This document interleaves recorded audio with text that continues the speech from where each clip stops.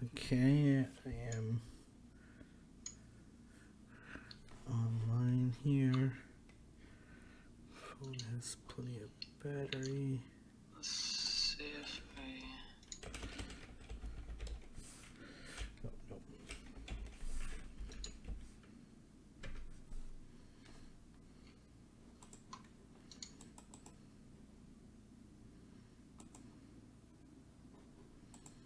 Okay, let's see if this works. Oh, man. Oh, dang it. Hopefully this...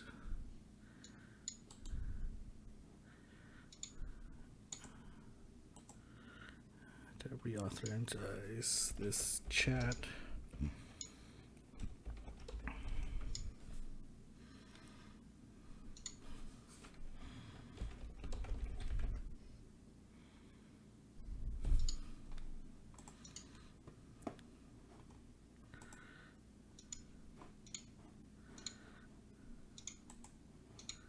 Okay, let's see. Hopefully people can hear me.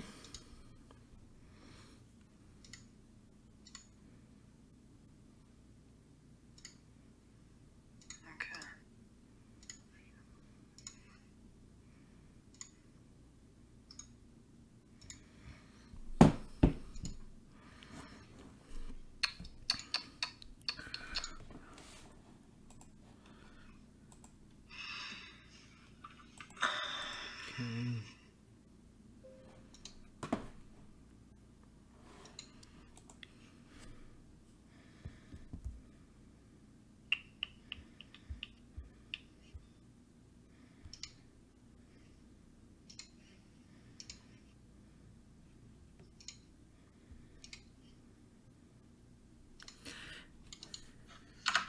Yeah, I'm like, this is like a slightly different setup for me because I can't see how many, unless I go to the thing here. Yeah.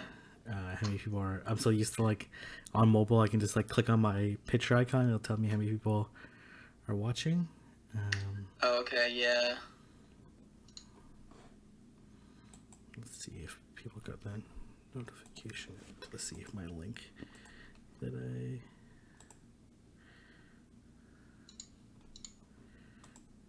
worked. Okay. Let me know if you guys just write in the comments or the chat if you guys can hear us. Hello, hello. Hello, wonderful people of the internet. Let's see if mine's working. Is it working?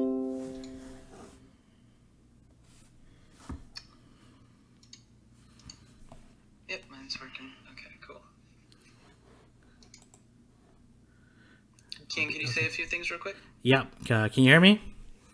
Let's see, Dark Firewall is on my stream. Jason Young says that it works.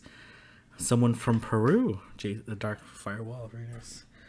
Can you hear, how's the audio sound on your end? Sounds good. Thank you, Jesse G. Alright, perfect, yeah. We can hear you on this side. Caterpie. Vegas is here.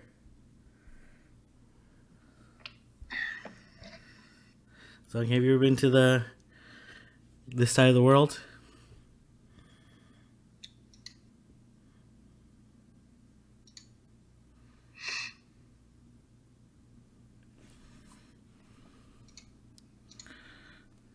Okay, so it's a little bit low. I will turn you up and I will move you closer to my mic.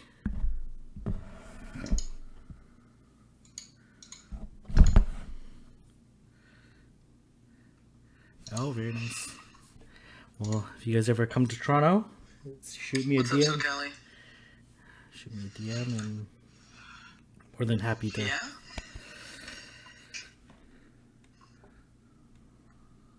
SoCali says he's feeling confident in this cup. Yeah, okay, good. Very nice. Okay, It's gotta be, must be running that Lucario. yeah, exactly. I'm confident running him too. Yeah, exactly. Yeah. Perfect. So Callie says he's feeling confident in this cup. Yeah, okay, good. It's gotta be, must be running that Second Lucario. first, and second last. I'm Yeah. confident running Nice. him too. Did you get first on a 32 plus tournament for the automatic regionals? Sorry, what? What was that? Automatic regionals? I haven't read too much about regionals yet. Second first. Oh, okay. Nice. Yeah, I guess we can talk about Did you that get too. People first have questions on about a that. I've 32 seen plus a post tournament about it the for automatic, regionals. regionals. It looks like it's going to be kind of hard to get into, Was that automatic regional? but I haven't read too much about regional. I think they want numbers, so they're going to Yeah, I take guess we can talk a about lot that, more too. people than what their I've seen a threshold post says about it or shows, I for think. Mm. So that's on Reddit, right? It looks like it's gonna be kind of hard to get into, Let's check it out. but I think they want numbers, so they're gonna take a lot more people than what their threshold says or shows, I think. Be among the top players in a cup of 32 players or more. Every 32 players kissing will... Oh, interesting. I don't know if I've been in... Have you been in a tournament with more than 32 people? Nope. Nope. 20 was the biggest. Yeah, most of mine are like between like 20 and 30. Oh, interesting. Yeah. I don't know if I've been in. Have you been in? Been tournaments in more than- a 19, 20, and 11. So... Yeah, we'll see when they send out the invites, but...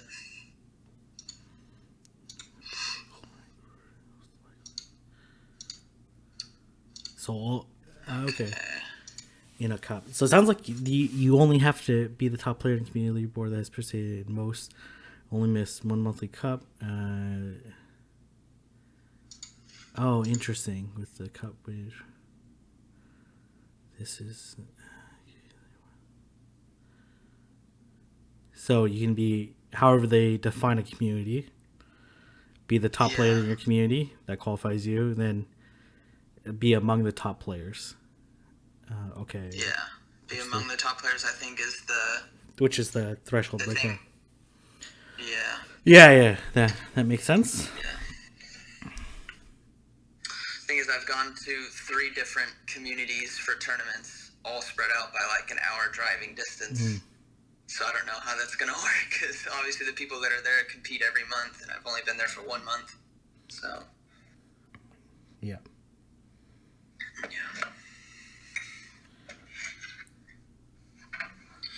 Yeah, I'm not sure how it's gonna go. Okay. You can go. Alright. You can go if not more than 30 people. Just automatically gets invited to the cup. Okay, interesting. Okay. Anyways, let's. What do you want to start off with?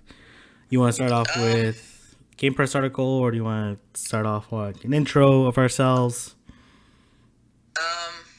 Sure. Maybe we can start with like what got you into creating PvP content, because I know you were like a hardcore raider before PvP even was like a twinkle in Niantic's eyes. Yeah. So I started uploading videos for Pokemon Go maybe like pretty early on, like maybe like August, end of August, early September, 2016. It was mostly for me like keep track of my own progress, right? And and then I did like I remember watching Reversal's like road to level 32 video or 33 video, right?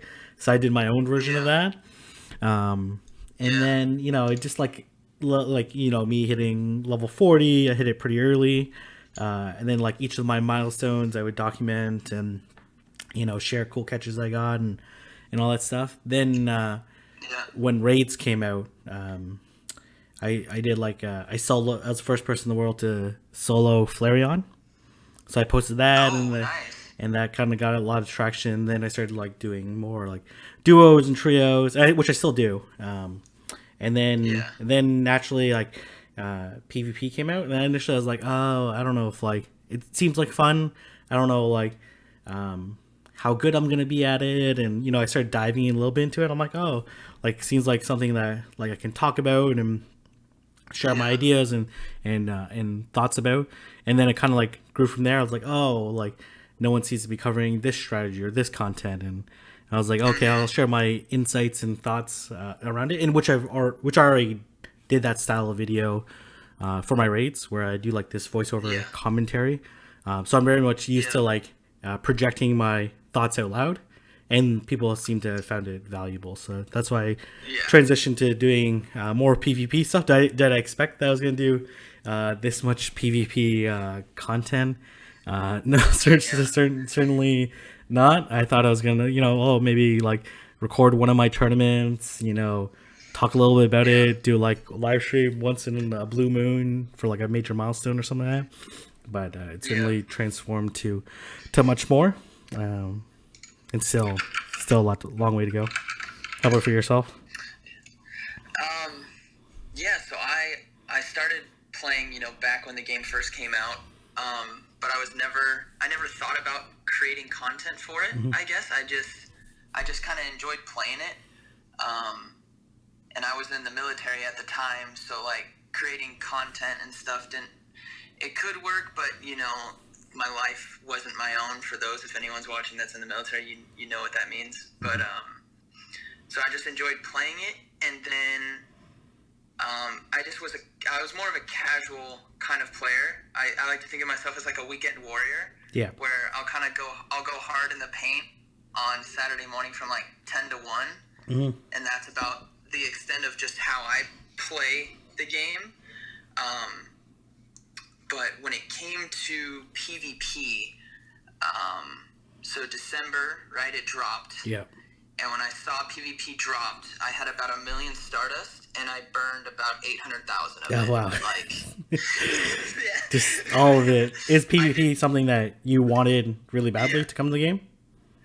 Yes, I have been, because obviously, like a kid growing up, I watched the TV series, I played the games, and to me, Pokemon is about battling. It's about trying to be the best. It's about, striving for that greatness. Yeah. So when Pokemon GO is just about raiding, it didn't really like resonate in me at all. Sure, yeah. I was like, if they ever come out with PvP battles, that'll be the day. I kept saying it, that'll be the day, and 2.5 years later, there was the day. Yeah. So dropped all my Stardust, didn't know about Arena, didn't know about all the amazing stuff that we all know about now. Yeah. So my dust didn't go all into Great League. It got spread. Yeah. But so that's how I kind of started with PvP. Yeah. But what started creating content for me, obviously I was watching you back in December, January. I was watching your stuff. And the strategies and stuff that you were talking about, I'm just like, this is it. All right, this is what I need.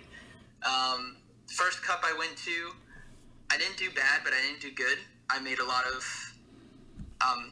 new player mistakes, Yeah. Not switching out. I just kind of kept something in, even if it was a bad matchup, because I just didn't know what to do. Yeah. But where I was like, it started me going, I should start talking about this, was Trainer Tips video, I believe it was on February 1st. Yeah. Where he talked about the C round of investing that Niantic did, and they partnered with that company that does like simultaneous eSports. VR. Yeah. Yeah, the eSports, and then they partnered with the owner of the Golden State Warriors. Yeah. And when Trainer Tips was describing it, of like, all right, guys, imagine you go to a stadium, like Golden State Warriors, you look through your phone and you watch a Pokemon battle that is now an esport for Pokemon GO. Yeah. And I was just like, boom, everything ignited when I watched that video. I was like, I'm doing this, I'm going to start talking about content. I'm going to get really hardcore into the strategies, into PV Poke and all of that. And that's just kind of how it started for me. Yeah, for certainly, like, I was talking with one of my friends about the potential of that, like how interactive it could be, and could be really game-changing for the game as a spectator sport, and draw people's interest in, and something that I think a lot of people envision when they were playing the game when they were younger, or when they first thought about this game. That's right. 100%. And that's like, I think, so we saw what Niantic did with raiding, right? Mm-hmm. Or they went a whole year without raids. And I don't know, like, it's hard to remember a time before raiding, you know, but that was the thing. There was no such thing as raids. Yeah. And then when they released it, it was kind of, it wasn't fully fleshed out. But then look at what they've done to it now with all these events, shinies and different tier raids and all that. Pokemon GO PvP is going to have that same thing. We are in that first year of there's really not a lot to do. There's just certain the majority of people is just like it's a chore. Like let me just try to get a rare candy, and that's it. Cool, thanks. For sure. I think when the first game came out, obviously there's tons of hype. Yeah. And then tons of player drop off because really there was like not much to do in the game. Like you catch Pokemon, right? Yeah. And that's it, right? There's no shinies back then, no raids. Yeah, you gym battled, but gyms were like super stagnant. And there were some like interesting communities that formed from that. And then obviously when raids came out, but like obviously PvP was something that a lot of people wanted to come back. And a lot of people said they would come back if PvP came, which has been true for a lot of people. I've seen a lot of people, at least in Toronto, and a lot of people I've seen globally, a lot of really top PvP players are like people that, you know, had hardly played like the last year and a half, 2 years, because they were just waiting for PvE to come out, and they come out 100%. guns a-blazing for sure. So it's a really interesting dynamic for sure. And actually, one polarization that I saw was like, especially like people that came back to the game. I think a lot of people, understandably so, when they were like covering like Kingdom Cup, they're like, "Oh, you gotta get a Stone Edge Blaziken." And I was like, "Oh man, I don't think they realized that it was only out for like 36 hours." Yeah, it was like, I think I remember that day, right? I was sitting in my house, and I was so frustrated. I looked over at my wife, and she's like, "Why are you so mad?" I said, I don't have enough candy. And she's like, "What?" I'm like, "Blaziken gets Stone Edge for a limited time, and I don't have enough candy." She's like, "Well, just use rare candy." I'm like, "I just spent it all." Yeah. I had nothing. I was so frustrated because I could have tried to get one. Obviously it probably would have been over 1,500. I would have probably powered it up, but I just remember that event and I was like, I don't have enough Torchic candy. Yeah, what? it was really tough. So and to be fair for this tournament, Stone Edge, you know, it's nice, especially against like maybe that Lapras, but it's not meta defining if you have Stone Edge. Absolutely. You know? Yeah, I agree 100%. Like Blaziken, its main purpose is that dual soft counter against two meta defining Pokemon for sure. Yeah, exactly. Yeah. So I heard, so obviously you know the Lured Up podcast? Yep. Yeah. So I was listening to them talk with FLW videos. Yes. Great content creator. And yes, he is awesome. He just did a video ranking, or his own kind of like NCAA bracket of Community Day Pokemon. Yeah. And before I watched the video, I'm just like, shiny Blastoise with sunglasses and Hydro Cannon is like my number one pick. Yeah. Just because that's my heart pick. Squirtle was my starter. Yeah. So that's my heart pick. And then I started watching the video, and in the first round, he faces up against SmackDown Tyranitar. I'm like, well, he loses. But anyway, so Lured Up Podcast was talking to FLW videos about Pokemon GO PvP. Yeah. Because for content creators who are so big because of the content they've been creating, doing something like a PvP video, which doesn't hit the masses of their following, isn't something that benefits them, which is like really hindering because they want to talk about it, but then it doesn't business-wise make sense. Yeah. You know? Certainly so it hurts them on their algorithm, right? Like if they come out with like a bad video, right? Like obviously the YouTube algorithm is gonna, not even necessarily a bad video. If their videos do like 100,000 views, like FLW's videos do like 50K plus on all of them. If he does like a PvP one, and it only does 10,000, like obviously it's going to hurt his algorithm, so it's not Yeah. that advantageous. So certainly, and you know, Yeah. I was talking to a lot of different like content creators, and they were talking about like the mass doesn't care about doing PvP, but there's certainly a lot of strong communities and pockets, which is I think the gap that we're trying to fill. And to be honest, like I was talking to them, they're like, oh, you know, PvP, people are like so hyped about it and all this stuff, right? But I actually think the numbers make a lot of sense. So like I was talking to my friends, they're like, oh, why don't more people care about PvP? And this is like early on. I think more people care about now because like of the self arena and the accessible content and all that stuff. But I think early on people were like, why don't more people care about PvP? I'm like, it kind of makes sense to me because I asked my friends, like lots of them have Let's Go. I'm like, how many of you have done Wi-Fi battles on Let's Go? And none of them done Wi-Fi battles. I'm like, well, when did you play, you know, Pokemon, you know, Gold, Silver, etc., etc.? Like, how many of you actually did PvP battles? No, you like mostly just did the storyline and collected decks and collection, right? But I think, and then PvP was like a smaller community even within the broader Pokemon game. And I think I think we're kind of seeing that reflection here. But but I think we can draw like a really interesting reflection on like people watch like VGC, and I've been watching a lot of when PvP first came out and I started doing more content. I was like watching so much like worlds and regionals and just like trying to get a sense of like strategy and all that stuff. And I'm watching them do these battles, and it's like an hour long. There's a time limit for an hour. Yeah. Pokemon battle of 3 Pokemon. Just like, how can that last an hour? Ours is like 2 minutes. Not even. Yeah, exactly. It's 4 minutes max, right? Yeah. So. You go triple Bastiodon. Yeah, exactly, right? It's just like, it's just a totally different perspective for sure. Yeah, and I think, so I think Pokemon Go, so the main series game, right? You hit the nail on the head where it's a very small audience that does the competitive PvP. But I think that's because of all the hatching and breeding for perfect IVs. Like, have you ever tried breeding like a perfect 6 IV mon or at least 5 IV? Yeah, like the 1 IV it's that huge you don't need? barrier. Yeah, it's huge. And my friend growing up, him and I loved that. But the thing is he was way better at PvP battles than me.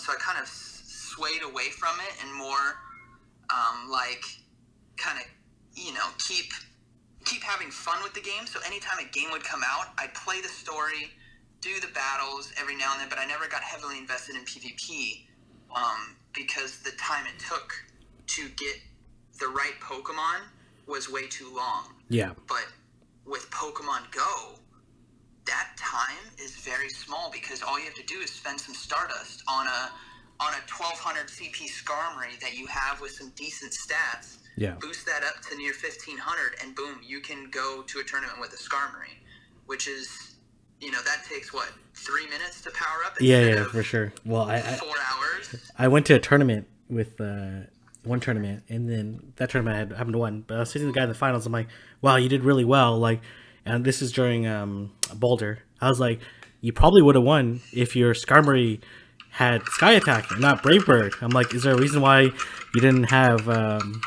Sky Attack? He's like, I literally just caught this Skarmory on my way to the tournament. I was like, oh wow, that's amazing. And he was just like beating all these other trainers, right? Because certainly on the way to the tournament. Yeah, that's crazy. Yeah. And kind of looping back to that podcast, Lured Up referred to, for content creators like FLW videos, like trainer tips. Yeah. He referred to Pokemon Go PvP content as a rabbit hole. Yeah. Right? Where if you go down it too far, you're going to be it's going to be negatively impacting what you're trying to build. Mm-hmm.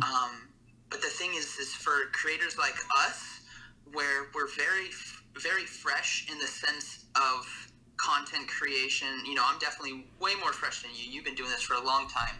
But in the grand scale of everything, we're kind of the up and, you know, the new guys on the block.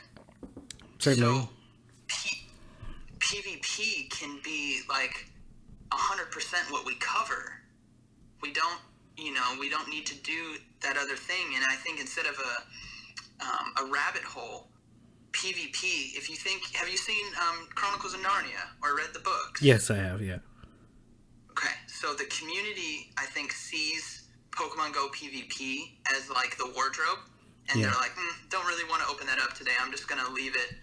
But then the rest of us who see like the Sylph Arena and regionals and worlds and the depth that there is, it's Narnia for us. Like, it is absolutely amazing. It's what we're obsessed about. And I think all it takes is Niantic doing an update that makes it so that it doesn't look like a chore, makes it look like it's fun, make it like the battle tree system in the main game where you can do just like random battles against people and get currency from your wins or whatever to spend at a PvP store where you can get TMs or, things like that. Yeah, for sure. I think there's a lot they can do. I think there's a lot they can build upon. But certainly my perspective on, since like playing this game like pretty hardcore for like almost 3 years, right? Like I've seen like the amount of changes they're making PvP is way more than I thought they would.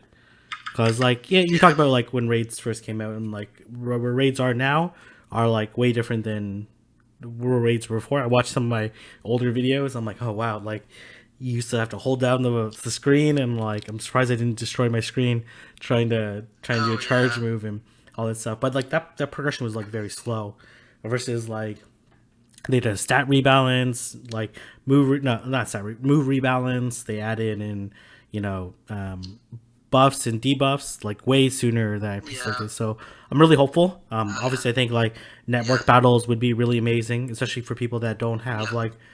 I think there are channels like the PvP community Discord, the Battle Park Discord where you can get friends, but it can be challenging still to get to level friends and coordinate and all that stuff. So I think like network battles would go a really long way in making this content. And and I really hope they go that direction because I think PvP is the game's long game.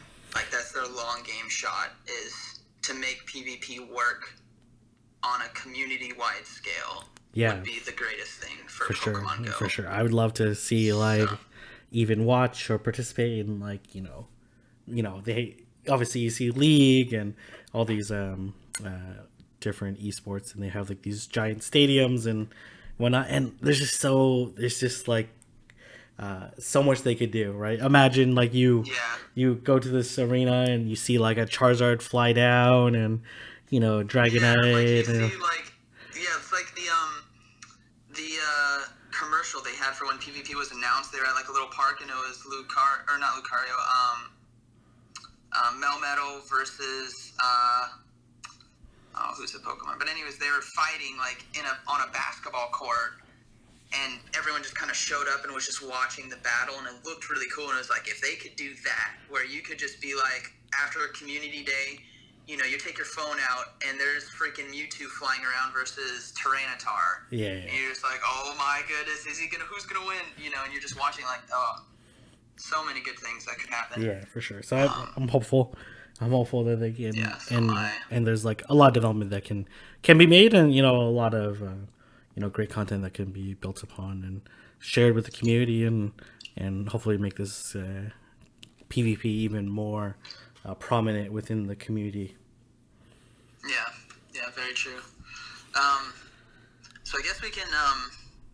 So that's our background. How we all started what we want to happen in PvP. It's kind of long-winded, but everyone wants to hear about Kingdom Cup because that's like the hot thing right now. And are you a Game of Thrones fan? I've never watched the Game of Thrones. I'm not gonna lie. It's terrible of me. I was like, oh man, to be honest, I was like, in my life, I'm always so busy, right? Like, when I do something, I try to do it as like wholeheartedly as possible, right? So I was like, when I'm already letting you know right now, if you want to get into Game of Thrones, you're gonna have to invest like 56 hours. I don't have that. Watching TV. I don't necessarily have that time right now. But and I certainly am like, oh man, because I remember Trainer Test posted a video, like posted a picture of his team, right? And I'm like, oh man, he has no Flygon. So I just tweeted back at him like, man, you need a Flygon, right? Like Flygon's so good in this meta, right? And then he's like, I don't know what to call it. And I'm like, oh, well, I guess this is my lack of Game of Thrones knowledge is Oh, I remember that. Yeah, I commented on that. I was like, it needs to be Viserion. Yeah. I have no idea. I know he has a bunch of dragons, so I was like just googling like Game of Thrones dragons. It's one of the two. Yeah. Drago or what? I don't know what the names are. I still don't know what they are. So. Yeah. Okay. Yeah. So I'm glad if anyone is watching this, whether it's the live stream or the video after, and you were responsible for the idea of the Kingdom Cup this month, like kudos to you. That is so good for Game of Thrones fans. When I saw that, I was just like, yes. Yeah. My wife's like, what? I'm like, it's Game of Thrones themed. Yeah. It's gonna be awesome. Yeah. If I win my tournament tomorrow, I'll like have like a intro where I'm winning. If I lose my tournament tomorrow, I'll have an intro where I'm like getting slayed and getting destroyed. I'll just pull a clip from Game of Thrones, right? So I expect the latter. This is a lot of really tough competition. But anyways, you want to talk about the Kingdom Cup meta article that the Game Press did? I think there's been a lot of really great content. Obviously, the Self Arena Reddit I think is really great. The PvP Discord's been really great, and Game Press has really built a really succinct article. So I think beyond all the contributors, their meta simplified like series. Like I wait for this to come out. I'm just like, come on. Like each day I check Twitter and I'm just like, come on. What magic you guys got this month? And when I see it, because we're diving into the second we hear what cup it is, we're all diving into what's going to be good, what's not, how this meta works out. But when they come out with this just beautiful like one-stop shop of like, this is what I need kind of thing, it's just awesome to see. So I guess just talking about it, a lot of people obviously have discussions on what they should take instead of this. If they don't have this, what should they take, kind of thing. Yeah. What are some maybe like top 3 or maybe top 2 like lock-ins, like 100% lock-ins? Well, I think the meta starts with Lucario, right? It's really, to be honest, like I know Lucario has its challenges of obtaining, and the candy is like difficult. The candy is like, it's like 25 candy to second move it as a baby, and 50 candy to evolve, and like 1 power up. So it's not like the most candy restrictive. It is difficult to get. I think someone did like a Reddit article. It's like 138 eggs hatched or whatever, right? But hopefully you can find people that are generous enough to trade you one, or if you're able to hatch one that's going to fall below. I think the meta really, really starts there. I think that there's 100% agree. In my opinion, like almost, if you want to be competitive in a tournament, there's like almost no way of avoiding not having Lucario. Because the Lucario, if you see someone that doesn't have a Lucario in their team, certainly you can win. Without it, but it'd be much more challenging than it can sweep an entire team as shown. Pointed out. And I 100% agree with that. I think Lucario in this tournament. I know a lot of people like, I don't have one yet, and like you said, you can still win without him. But it's like you really are pressed against your heels if you don't have him as that threat on your team. Because as we see with the graph, right? He covers Bastiodon, Melmetal, he covers Lapras, Sealeo. But what the graph doesn't tell you is that he can kill everyone else. Exactly. Access to Shadow Ball is Shadow Ball. is like a crazy move, right? Like I've been it can, if you play intelligently or you have energy advantage or whatnot, like there's no Pokemon that if it has an energy advantage and like no shields, that Lucario can't beat. So 100%, because there should be arrows flying out of Lucario onto every single wild card, every single Pokemon here. It's like no shields. Oh look, Shadow Ball kills Blaziken. Yeah. You know, Shadow Ball kills Alolan Marowak and stuff like that. So yeah, I think since Lucario is the number 1 pick, I think the second lock-in has to be a protector of Lucario. Yeah. Like, you gotta have Bastiodon, or you gotta have Lapras, or you gotta have Steelix. You need a protector in order to let Lucario actually fulfill his role. Yeah, exactly. You want a safe switch in or safe switch. Like you got to protect your Lucario, and if you play it right, obviously you can sweep a team. And then I think on the converse, on the other side of that, is that you need a counter for Lucario, right? Because like I think that's something that everyone's gonna, most people are gonna bring a Lucario. So you need to bring a counter to that, and there's a few different counters that are available. Obviously, Altaria is one. Charizard, Blaziken are certainly ones. My personal favorite is Charizard. Because I think it is the hardest counter, and I think Dragon Claw gives it a lot of flexibility against counters to Dragon Claw gives it counters to other dragons that people are like probably going to switch into if you switch into Charizard, and then Blast Burn hits for really great neutral damage against a Lapras, against a Sealeo because of because ice typing makes it neutral, and then even Bastiodon, like Blast Burn's gonna like take a huge chunk out of it, right? Like so at least a third or more, And like with the degree, obviously when you look at someone's team, I think it's really important when you look at a team of 6, and they have a bad matchup, you can kind of more or less predict what they're going to switch into. They're either going to switch into a neutral Lucario matchup or to their Lucario counter. So I think you can play that to your advantage because like if you Lucario is squishy, and if it takes too many fire spins, like you've definitely lost a good chunk of your Lucario. Yeah, and 100% agree that you need the shield and you need the counter. And Game Press's article like emphasized that really well with the theme of like the sword, the shield, and the flyer. Yeah. So that's and if you guys haven't seen that article, definitely go check them out. I actually don't have a link down in the description, but I'm sure you guys will be able to. Someone can maybe link it in the different chats, so you guys can kind of have a read up on that because it's definitely worth having a read. So I agree with you. I love Charizard.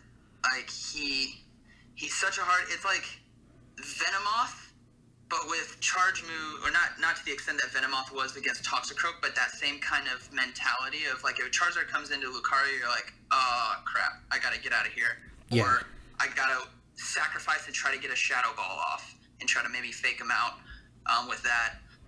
But then his charge moves, like you said, completely cover tons of Pokemon and can do a lot of neutral damage. I also like Altaria as well, so I like running like the double flyer, so I'll have Altaria and Charizard in there.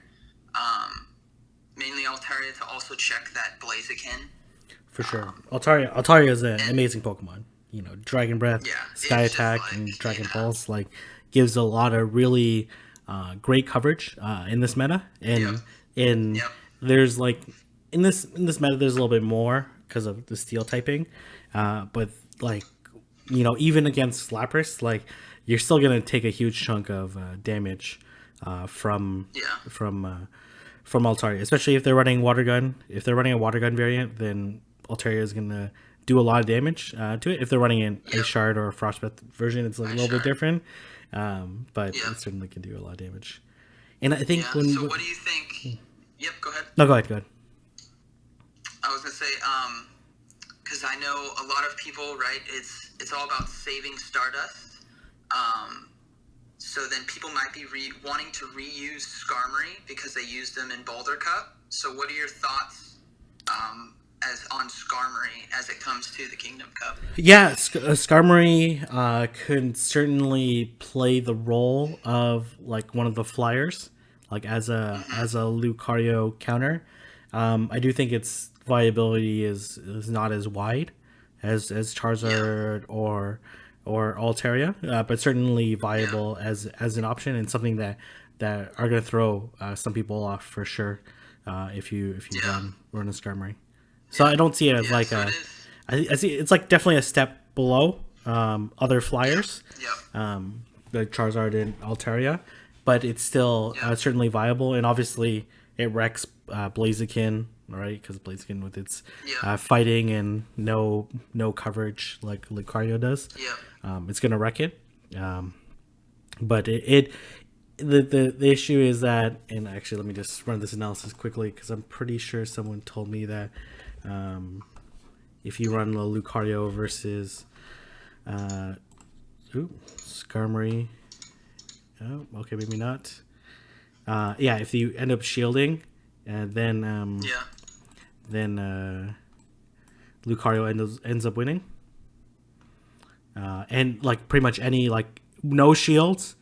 When you're like late game situation, Skarmory is gonna beat Lucario, but one shield or two shield, like a lead potential or like middle of the match, like Lucario is gonna win, and it's gonna win, and had already done 2 power up punches, so its counters have like been boosted by 50%, right? So it's a little bit of a dangerous play. It does. Have some checks against Altaria and Blaziken and whatnot, but it's certainly not as strong a counter against Lucario as as Charizard or Altaria. Yeah, I completely agree with that. But in my opinion, you should be. Altaria is a pretty safe investment. In open Great League or anytime flying or dragon is going to be in the meta, it's most likely going to be relevant, right? So so what about, because I love a lot of the wild card picks. Yes, like I have a few of the meta, but I love wild card picks, and I don't know how much of the battles, because I know we are all busy, right? You got full-time jobs, we're creating content, all this stuff, so we don't get to watch as much as we want to, but from people who've seen my videos, I love Steelix. Yes, like I'm ride to die Steelix user. Nice. Because I just think because I don't have a Bastiodon, right? I do have a Bastiodon. I got traded one from my Tempest Cup tournament, and it was kind of funny is his name was Gengar Life, and he was really excited to battle against me, and he ended up beating me, but then he wanted to trade me the Bastiodon, so I traded him one of my legacy Gengars that I had from back, like way back in the day, like 2016.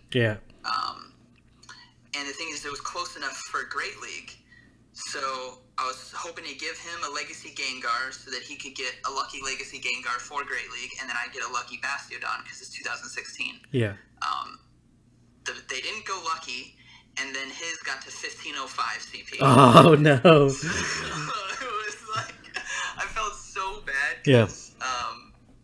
But it's just, so I don't have a Bastiodon, and I won't be able to use one for this tournament because I have 6 candy for him and no Stardust. So Steelix is like my alternative Bastiodon because he kind of fulfills the same role of covering flyers, but then I like how he also covers Bastiodon, and then the mind games that come with Crunch and Earthquake, especially if you charge up not only beyond Crunch but beyond Earthquake. If you're in a favorable matchup where you don't have to really burn something fast, you can do double Crunch, or you could do an Earthquake and then a quick Crunch right after. There's like so many mind games you can play with people, and they don't know what to shield and what not to shield. Yeah, for sure. I think Steelix is again, I think a really safe investment, to be honest. Like across the meta, obviously we've seen it in multiple cups at this point in time. I think this in like kind of like the slight off meta perspective, or like as a counter to the meta. But I think Steelix is a really good alternative to Bastion, and covers those flyers, which you have to worry about. You do have to worry about Charizard still, which is the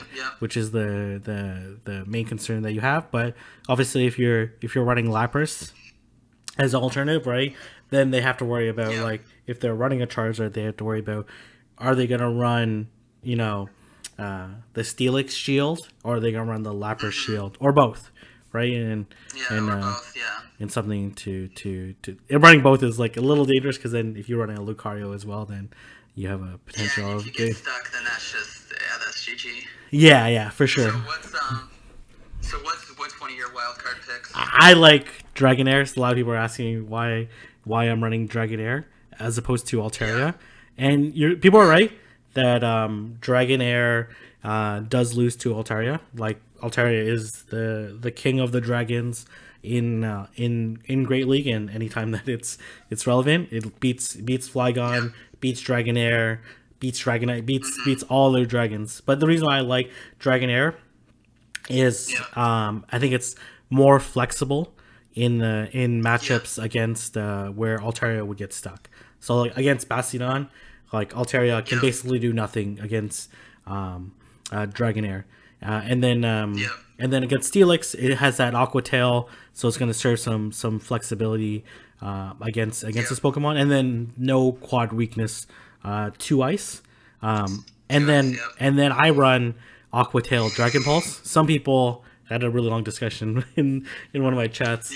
They prefer Aqua Tail Wrap, but I think I prefer Aqua Tail Dragon Pulse, because like if I'm gonna go down, I want to either hit them really hard with a Dragon Pulse, right? And if they shield or they don't shield, I'm gonna feint anyways, right? So that like one of the two options, versus like coming that like middle ground option of just hitting for neutral wrap. I've like certainly caught a lot of people off guard when I run Dragonair versus Altaria, and then one shot their Altaria, or they switch into Lapras and they think it's wrap, and I do Dragon Pulse, and I like pretty much almost take out 2/3 of the health. Yeah, exactly. So that's one of my wildcard picks. I really like Dragon Breath. I like Aqua Tail against Bastiodon, against Steelix. It still ends up losing those matches, but at least does a huge chunk of damage and kind of plays that more middle ground role. As this article pointed out, and I think in one of my videos, actually I'm not sure if I posted my Dragonair video, but in my video that I was going to post or I didn't post, I talked about like Dragonair being kind of that middle ground perspective where Flygon is going to be that hard counter to, I still have a Flygon, but hard counter to Bastion, to Steelix, and then Altaria is going to be the super hard counter to other flyers. Has opportunity to beat Lucario, while Dragonair kind of does okay against all those Pokemon and has like very few hard counters to it. Yeah, I completely agree. I was talking with some people this morning exactly about that, because I pretty much have my team locked, and the only thing I've been debating on the past couple of days is Altaria or Dragonair. That's like the big toss-up for me, because like you said, it's got greater neutral matchups, and I hate getting locked into a Bastiodon with Altaria, because they don't have to shield and they don't have to use charge moves. Yeah, they just farm energy. They just farm you, and then you're just like, crap, here comes 2 flamethrowers, when I could have used Dragonair, got some more damage off. And then force them to use a charge move. Force them to burn an energy, like either burn energy or burn a shield. Like, that's one of the two. Like, if, Dragonair gets like 3 Aqua Tails off, then you're left with like almost no health left. And if they come in with Lucario, you might get 1 flamethrower off, but they're gonna sneak in a counter and feint you, and you've lost a bunch of energy. So, I think Altaria is still a really great Pokemon, and I think Battle Heroes video conveys it really well. It's a really great lead. It's very tanky. It beats other dragons. Has like a really great move set and move pool. So I think it's still a really great option. But for me, the way I have my team balanced, I just like Dragonair a little bit more. Completely agree there. And then I think probably the other biggest question maybe that people have, besides the whole Lapras, Water Gun, or Ice Shard, I think is Alolan Marowak with Hex or Rock Smash. Ooh, okay. So I have a Alolan Marowak, and I think it's a really... it's actually one of the Lucario counters that we haven't touched on. Is this article talked about it? Yeah, it does. Okay. It does. Yeah. Under the countering the sword, which makes sense.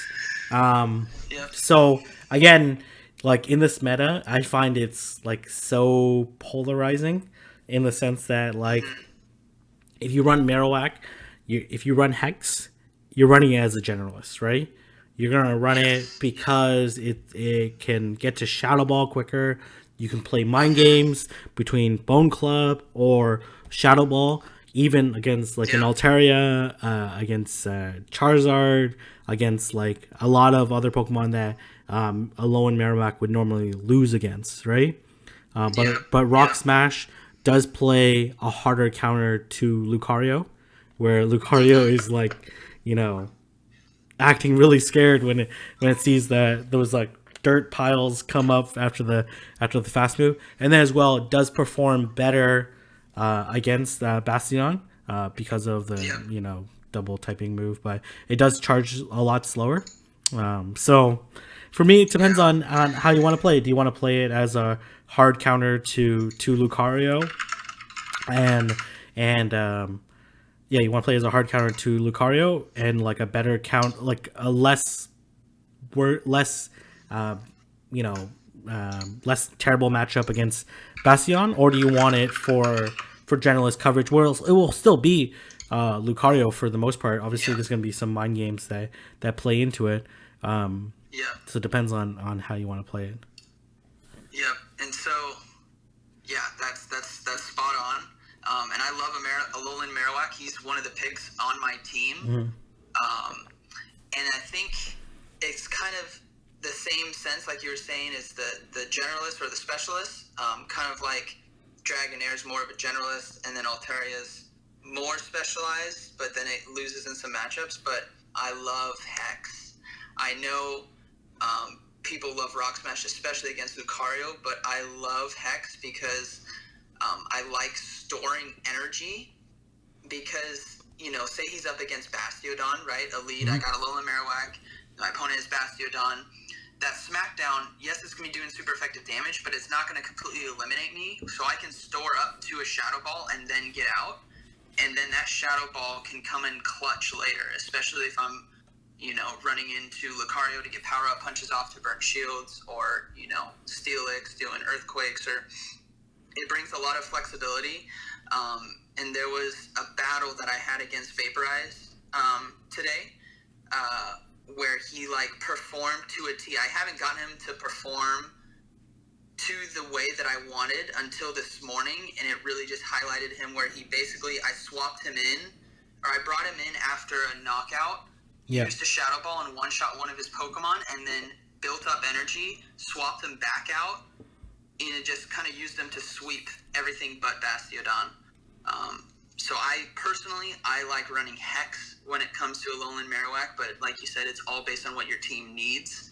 And if you need that extra coverage against Lucario, then Rock Smash is probably going to be what you want to go with. Yeah, for sure. If you just want come in, throw those haymakers, right? Those Rock Smash haymakers, right?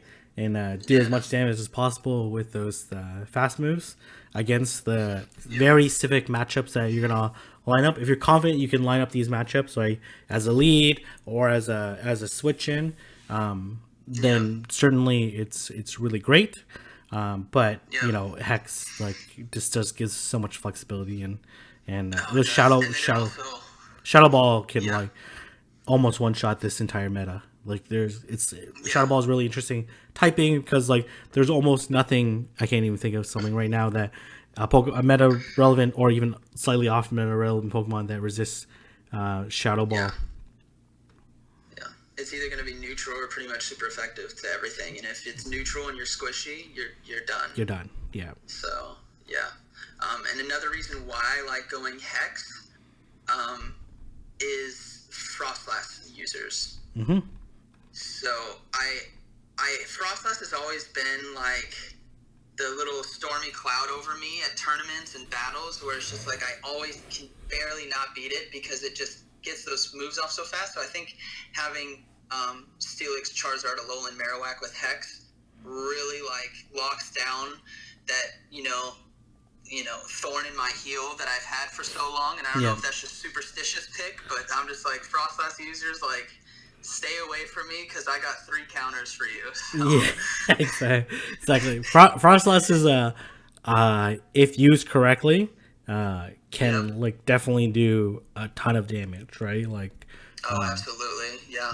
Like Avalanche is so devastating to this meta, and then obviously Shadow Ball. Like, you can play mind games a little bit with Frostlass because like I think it's only 1 extra Power Snow to get to Shadow Ball. So like you're really like playing with some mind games with some people. Like Frostlass is probably like a little bit less relevance in this cup than in previous ones where it qualified, but certainly because like ice is resisted more in this meta, but certainly can be still really useful. So, and then I've seen some people run both regular Ninetales and alone Ninetales as really interesting off meta picks, mostly because of Psyshock hitting for neutral damage for a lot of the meta. Obviously not against Bastion or Malmetal or I guess Bronzong as well. I think it's a really interesting pick. I think a lot of people in the PvP Discord are really hyped about Bronzong. Have you ever had a chance to face So I haven't. I don't have one. I won't be able to use one. I've kind of seen what he can do, and it's really interesting because it's just like, it's a super sleeper. Like, I faced him without realizing that he was a thing, and I was facing with Lucario. I'm just like, well, I'm Lucario, I got this. And it was just like, wait a second. He did a lot more damage to me. I still took out the Bronzong, but he took me to, like, no health. Yeah, for sure. And I was just like, okay, well, I gotta figure out how to, deal with this thing, because people obviously use it, and it's like a sleeper wild card that people might not be prepared for, which is another reason why I'm running Steelix. Like, Steelix all day with that crunch. For sure. Well, Bronzong can deal with the dragons pretty easily. Yes. Against like Dragonair. Maybe Flygon it probably has a little bit harder matchup with. And then obviously Confusion. Confusion is a really great move. It's kind of like 4 times slower, 4 times the stat version of Dragon Breath in terms of its stats and output. Its smooth. Its charge moves are okay. Like Heavy Slam is okay. Psychic is gonna hit a lot for great neutral damage. Obviously, it does end up losing to Lucario. So if you're looking as a Lucario counter, it's like kind of like similar to that Skarmory type play, where it has a lot of losing situations to a Bronzong. And then as well loses it Charizard and a few other ones, but people will easily get confused with its typing or confused on how necessarily to deal with a Bronzong. So I think it's gonna definitely. I definitely could see a lot of tweets coming out where the people are gonna tell us that Bronzong was their MVP. 100%. It's because it's gonna be really Confusion's really great, and its typing is interesting. And gives a lot of really interesting coverage. Yeah, I completely agree, because it's just, there's so much, instant reflex knowledge that you need to have when it comes to these battles, that if you don't know about how to handle Bronzong, he could mess up the whole match for you, and then you just lost because of that, So. Okay, so here's a question that someone's having. Sealeo or Lapras? Gemma Banks, who's a really great channel as well. I'm sure you've checked them out. Gemma hype, right? So someone's asked like Sealeo or Lapras. Gemma Banks responded Lapras, and I think Lapras is ultimately the right answer. But Sealeo is like could be a reasonable alternative as well. It beats Lapras 1v1, right? Which is a real thing, right? And then as well, it has some mind games with most people are going to run Water Pulse. Some people could run Aurora Beam just for that dragon type coverage, especially if they're running a Water Gun version. So I could see someone running what is Game Press recommend? Okay, it recommends Powder Snow. So it recommends Powder Snow, Body Slam, Water Pulse. I could also see someone running Water Gun, Body Slam, Aurora Beam. It probably won't get to the Aurora Beam, but so Powder Snow, Body Slam, Water Pulse makes sense. And you can certainly play a lot of mind games. It's going to hit for really great neutral damage to a Lucario. And you know that people love to shield their Lucario, right? That's the thing, right? Oh, and that's something you definitely...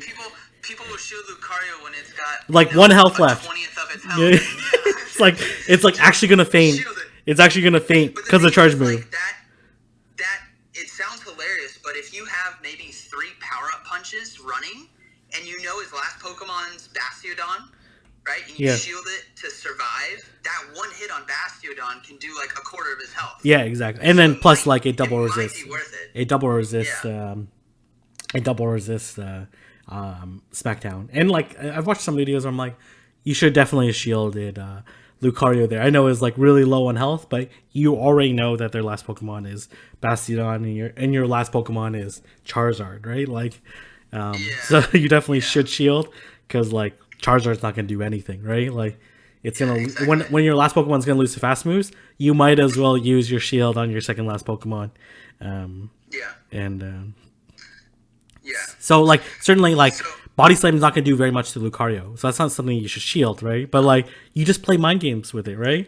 Like because people will like instantly shield, right? Like they see a charge move coming, they'll instantly shield. Their Lucario, which is for in 95% of situations is going to be the right move, but you can certainly take advantage of that potential with Sealeo with Body Slam. Yeah, 100% agree. And I think, so just like Frostlass, Sealeo has been a thorn in my heels, where it's just like. Especially with Powder Snow, and in this tournament, it's viable to run Body Slam with either Water Pulse or Aurora Beam. Yeah, so you don't know what's coming. So especially with Sealeo loves to be a lead, and I think it's utilized best as a lead because swapping into it doesn't have the effect of early game forcing shields. Yeah. So like a lead with Sealeo, and so you're counting the moves, and not really. I don't really count by like taps. I just reference my own energy build to theirs. So I know that if I'm Altaria, right, and I'm seeing Sealeo attacking me, and my Altaria is getting close to Sky Attack, and he's Powder Snow, I know for sure he's past Body Slam. Yeah. But is that Water Pulse or Aurora Beam? And if he builds up and then he fires something at me, I'm like, okay, I got a shield here because if it's Aurora Beam, I'm screwed. You're done for. Yeah.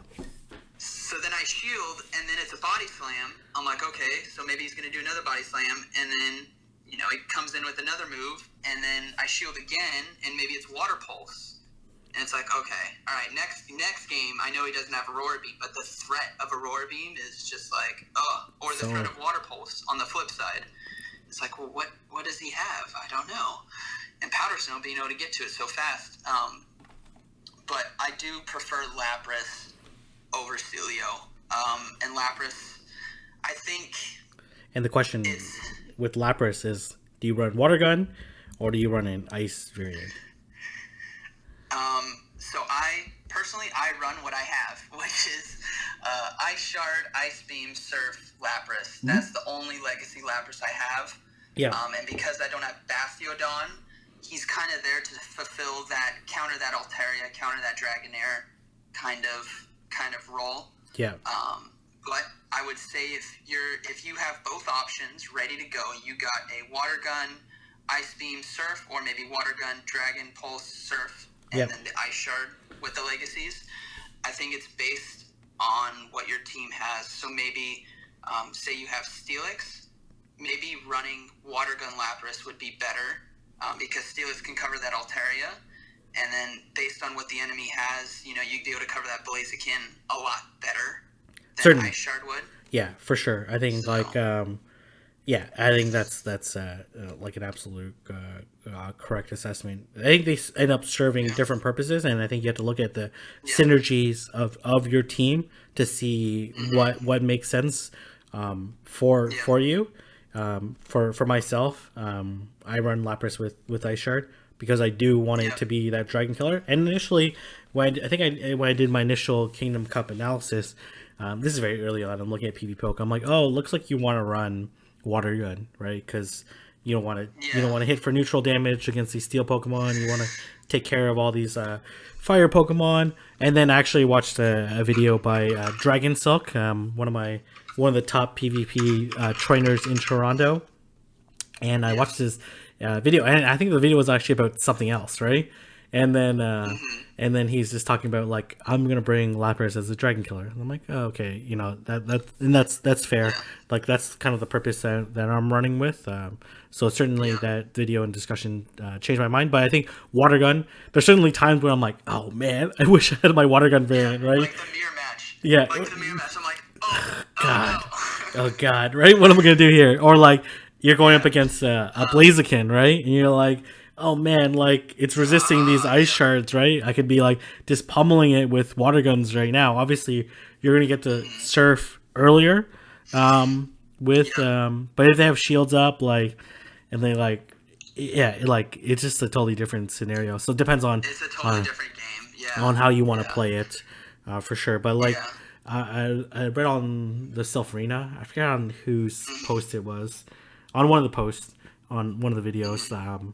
It talked about like how like they compared Ice Shard and Water Gun, and Ice Shard is like a strictly better move, as in terms of damage and energy. I think it has slightly more energy, same amount of damage, and then you end up like gaining a lot on a lot of matchups, and then losing a lot in maybe like the critical matchups that you were initially looking for, like against Charizard, against Blaziken, like maybe against Shields against with Lucario, and then as well with a Water Gun variant, you have the opportunity to beat a Bastion, which I think is like really critical thing to think about when you're running a Lapras, right? Like if you're running an Ice Shard version, these Ice Shards are going to get resisted by Bastion. But these Water Guns, in one shield scenario, will allow you to beat Bastion, which is pretty critical. And then as well, since it's not Legacy, not that Laprases are super common, but they were in some quests.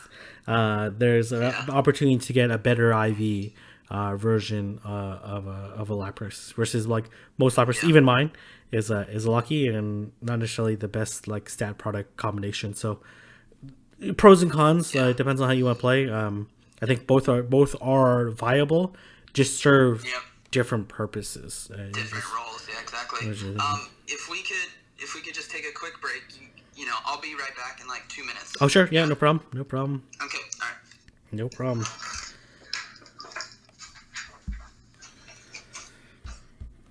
People can ask me questions in the meantime.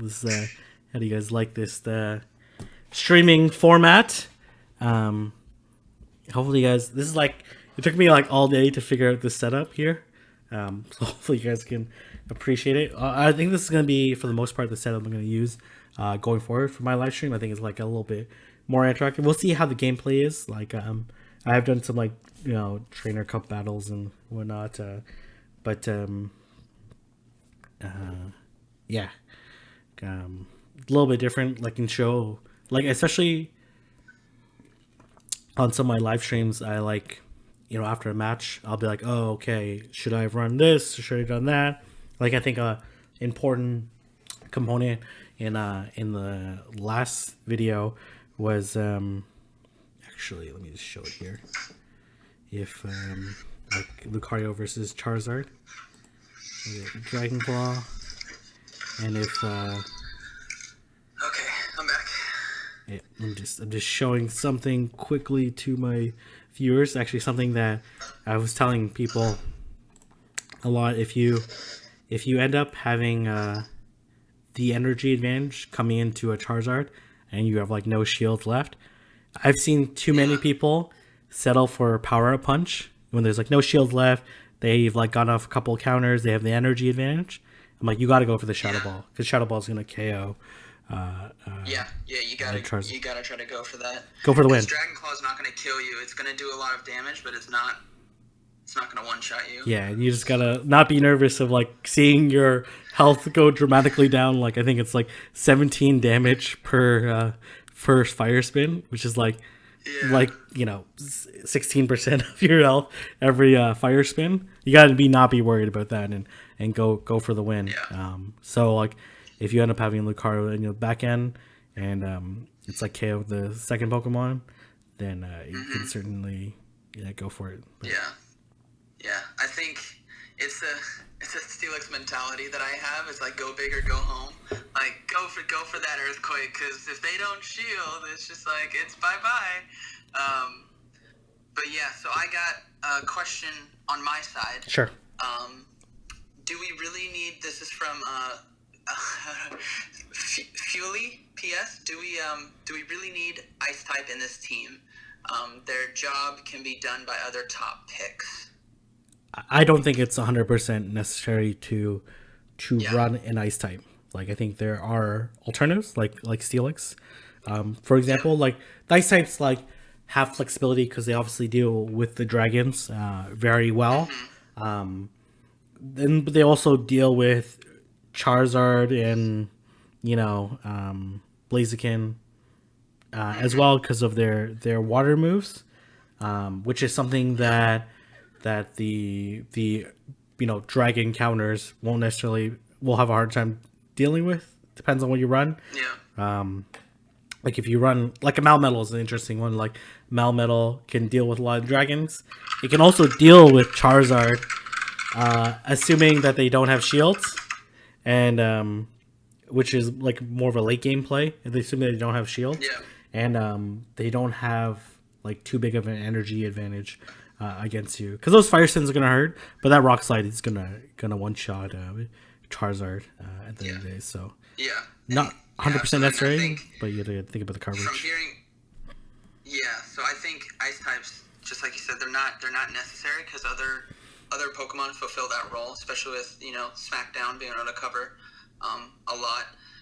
But I think you and I both, I think we have similar lineups. I'm not exactly sure, but listening to what you're saying, we both have, the only ice we have is Ice Shard Lapras. So we're not running a Ninetales, we're not running a Frostlass. But yeah, so I don't think it's necessary to, have an Alolan Ninetales and a Lapras with Ice Beam. But obviously it's what you have available to use. Yeah, certainly I think depends on what you have available. Ice is useful, right? Because it's going to take huge chunks out of Flygon and huge chunks out of Altaria and do like good damage against Dragonair, but not 100% necessary. There's very few things that are ever 100%. I think necessary. Yeah, Lucario is Lucario probably is the hardest one to replace, because it's just very hard to replace.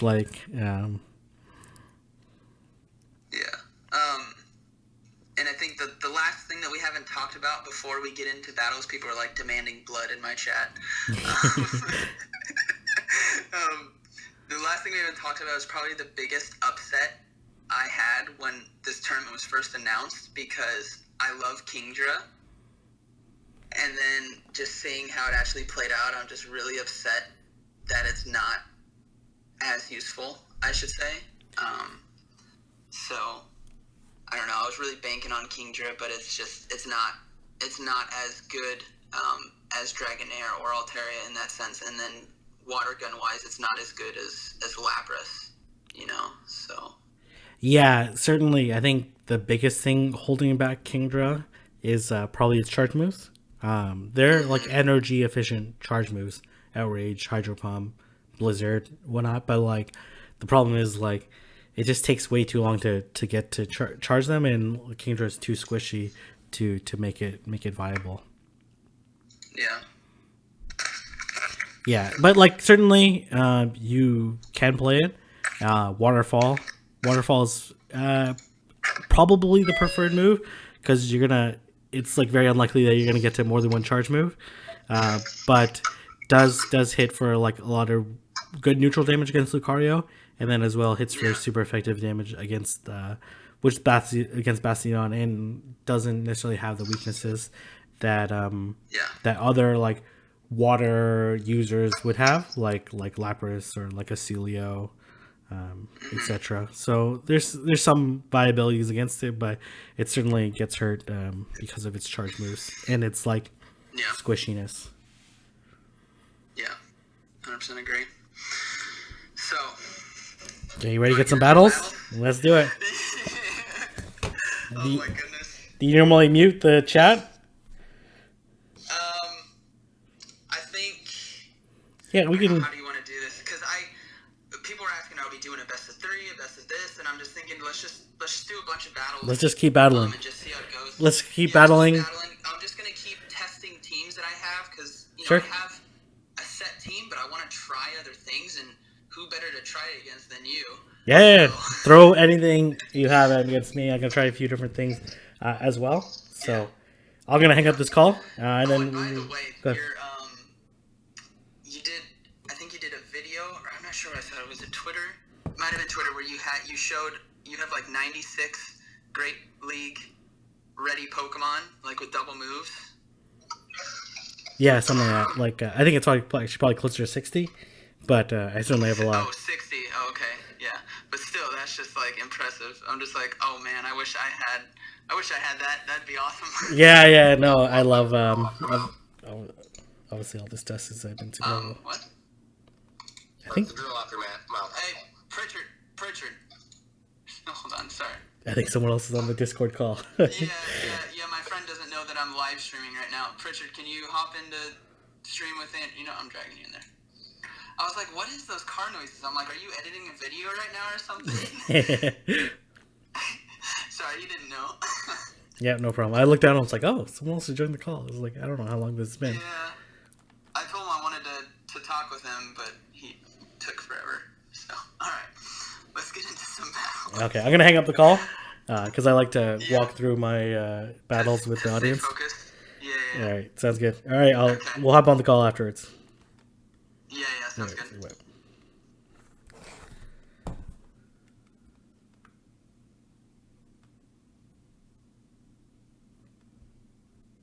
Okay, let's do some battles here. Thanks for everyone for joining the stream. Hopefully you guys enjoyed that discussion. Just wait for, I'm assuming Zyoink is going to send to me. I'm just going to restart my game here quickly. Hopefully this plays out okay. It's going to...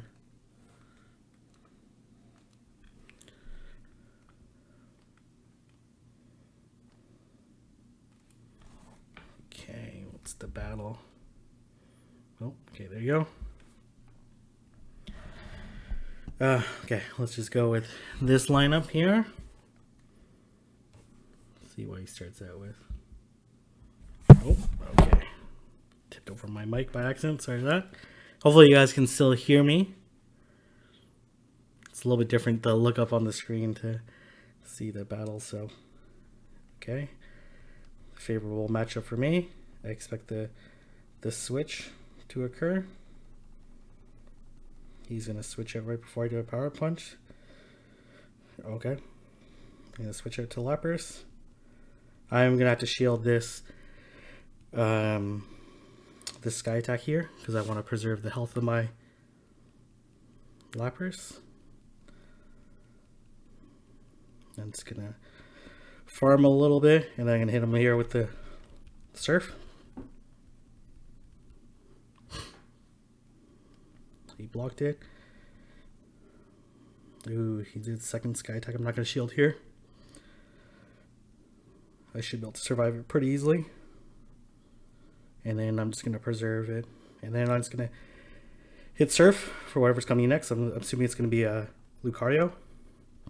And I don't think I survive long enough here to get off another surf. Maybe, no. And then here I'm going to come Charizard here. And I have one shield left. 4, 5. I am going to shield here in case he comes Shadow Ball here. Yeah. And then I'm just going to... He might hit me with the Power Punch here. And then I'm just going to Blast Burn in here. He's going to hit me with Crunch pretty soon. Oh, okay. There you go. GG round 1.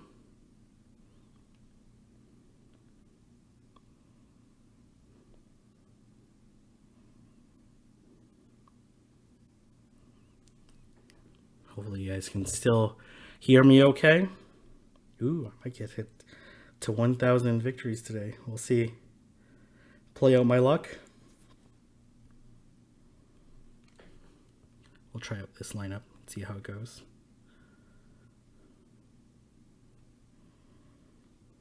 If he brings in Altaria, I'll be a little bit of trouble.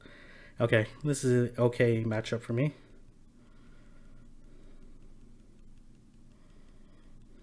Obviously, I'm going to hit for super effective damage. I should shield bait more with this, but that's okay. He's going to play some mind games with me. I think I'm going to force a shield here. If he doesn't shield, then pretty close to KOing here. I'm going to shield here. That would have KO'd me for sure. So now I'm in a very advantageous situation here.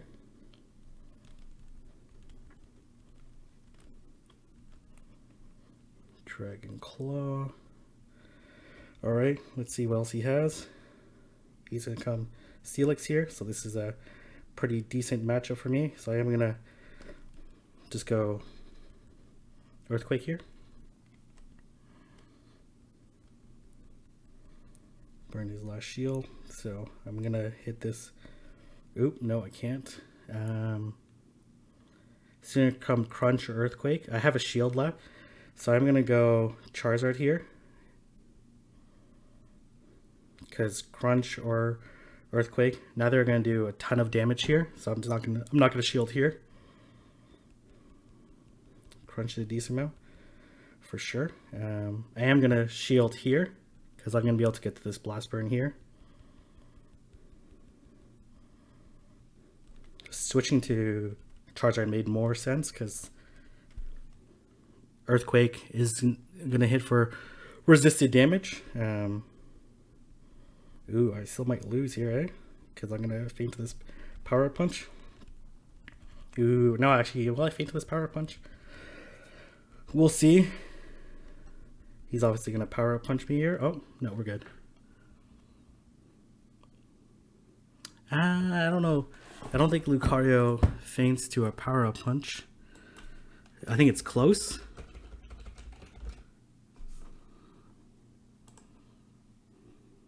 Obviously, the other matchup made more sense. Oh, what am I doing here? Oh, because I have energy advantage. Anyways, 82 damage. So even if I got hit by that Power Punch, I still would have survived. There's a little bit more mind games with... more relevant mind games with... Steelix versus Lucario, because you have to worry about the Earthquake versus with Charizard. There's no way he's going to come with Earthquake because like it's going to hit for neutral damage. So anyways, let's try a couple different things out here.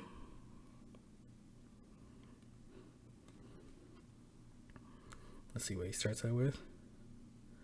Charizard. Okay. All right. This is a positive matchup for me. I expect to switch out soon because I'm taking huge chunks of damage away from him. He's going to come Lucario. Oh, she's come on. Switch.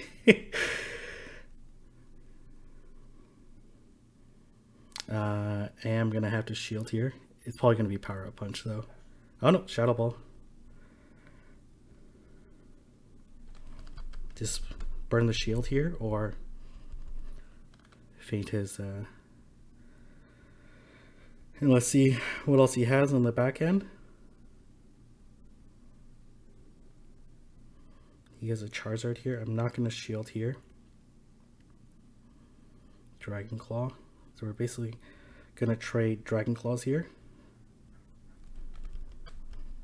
Let's see if he shields here. He might... Oh, he does shield here. Interesting. And then I'm gonna come Bastiodon here, and then pretty much feign his Charizard right away.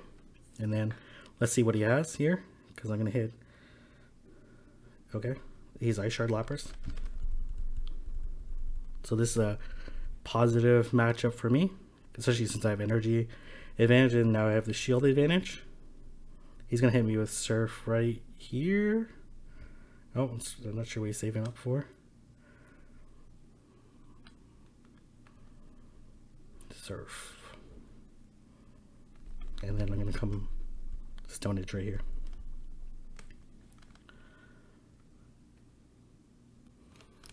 Not sure if you guys can see me or no one's typing in the chat. They're like closely observing what I'm doing here.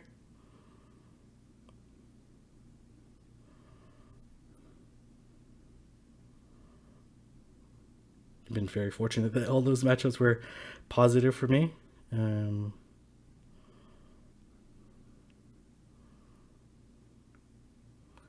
Someone type something in the chat, because I see, I think 166 viewers if I look in this correctly, but no one type anything in the chat, or it's not updating. Oh, okay, never mind. This thing is not updating. Oh, come on. Okay, never mind. Okay, well, that's a fail. Okay, I should be paying attention to this chat as well. Refresh. Oh, man. Okay, this chat is not updating. Okay, I am gonna re-authenticate here. Hopefully he doesn't go into the battle while I'm re-authenticating. He is. Okay, okay. All right. I will do it afterwards. Altaria. Okay, so this is a good matchup for me.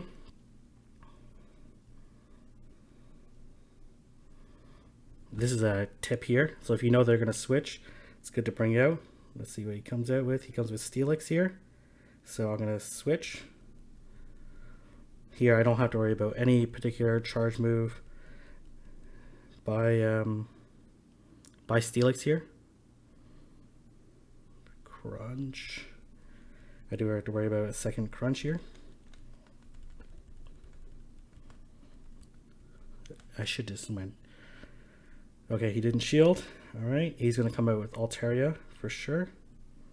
And then I should be able to hit one Dragon Claw. No, oh man, I had loaded too. Okay, now I'm just gonna KO his Altaria here. Actually, maybe I shouldn't KO. I'm gonna do a little bit of damage here. Enough. I'm gonna farm it a little bit. And then I don't need to shield here. I maybe did a little bit too much damage. Should did like one ring. But still pretty close to a charge move here. Okay. Obviously this is not a great situation for me. But I'm gonna shield here.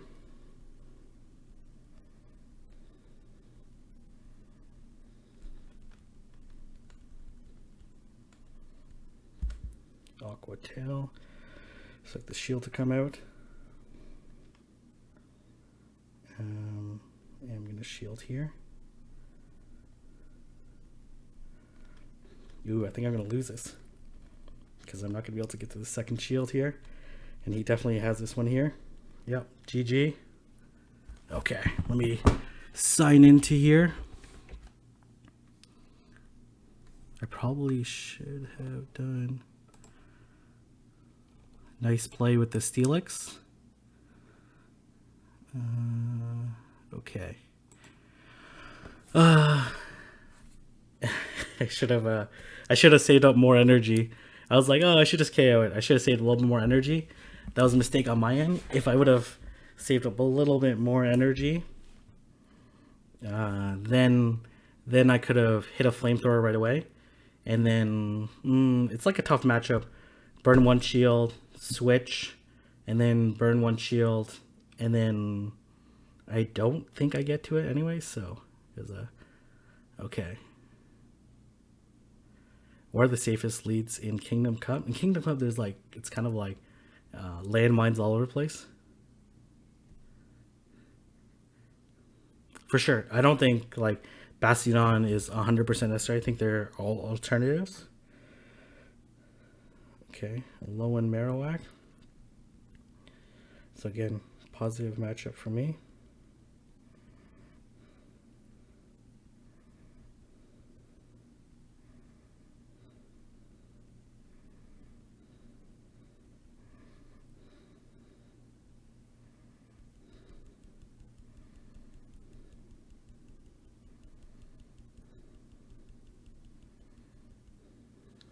I'm not going to shield here. Earthquake. All right.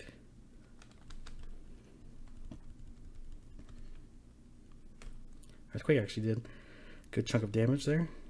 So I should be able to get to this blast burn. Ooh, I am going to shield here.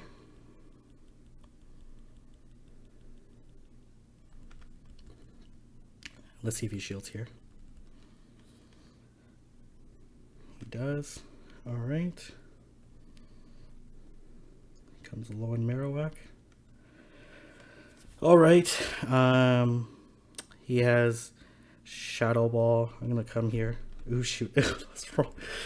The wrong move, but whatever. Let's see if he shields here anyway, so I'm okay.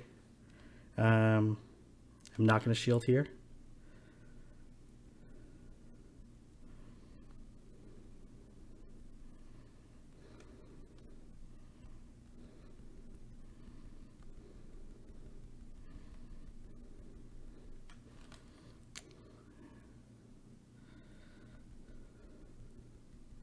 I probably should shield the second one, actually.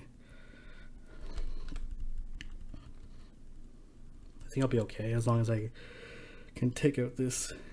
Ooh, I'm not sure if I can take out this.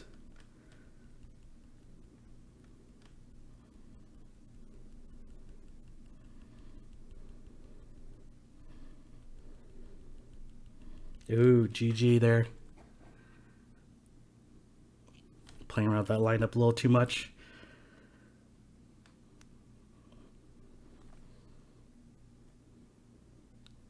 Let me play a different lineup here. GG there. Why not Altaria over Dragonair? I don't really like... I like, again, the Dragonair for its generalist perspective, as opposed to... Yeah, generalist perspective.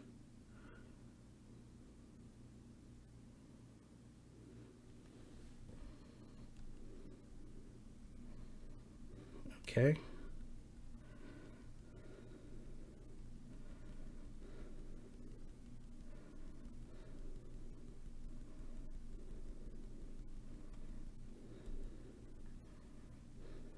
Oh shoot, okay, I don't have a great alternative here.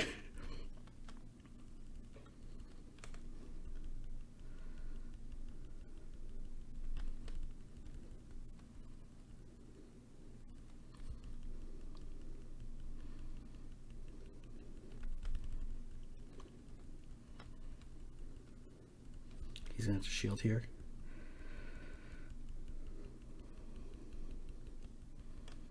Ton of damage here. So I am gonna come Lucario here.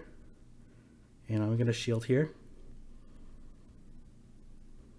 I'm hoping he didn't build up 2 sky attacks. We'll see if he did.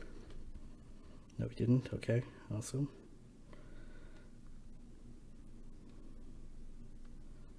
He's a Steelix, and let's see here.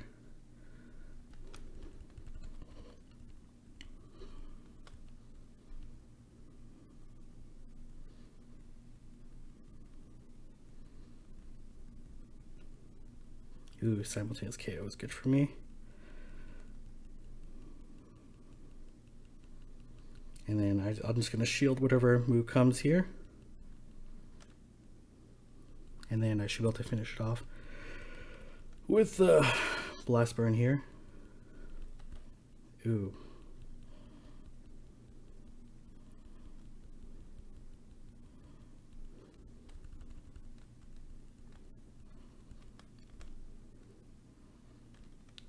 Okay.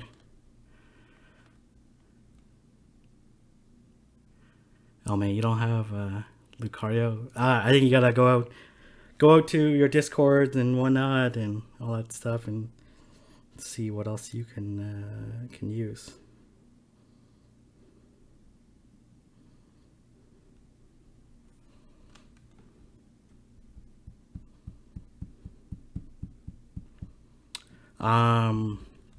Lucario and Bastion can certainly play.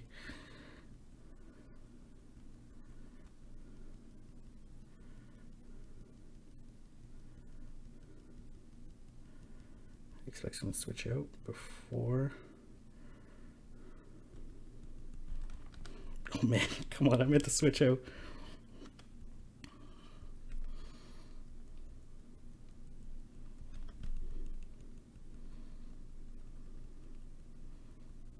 Okay, there you go.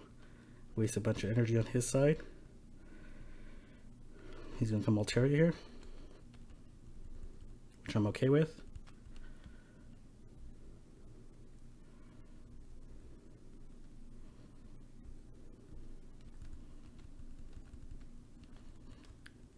Let's see if he tries to feint me down. Slightly risky play. And then he has a Steelix left. So I'm going to come Lapras here. I have 2 shields here. If he burns both my shields, I'm going to feint him with just Ice Shards here. Enough to build up enough energy here.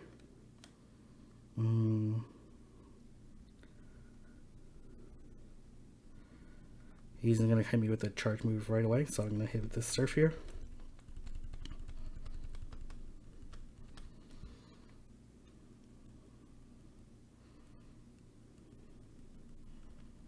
And then come switch in before he's able to get to Earthquake. Oh, I didn't realize he switched out. Clever play by him. Tricky.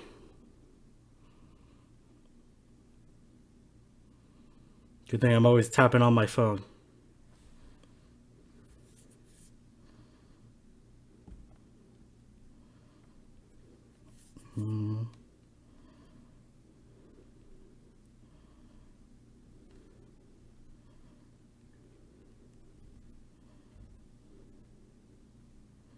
Okay, let me know when you guys want me to do some like wild card picks.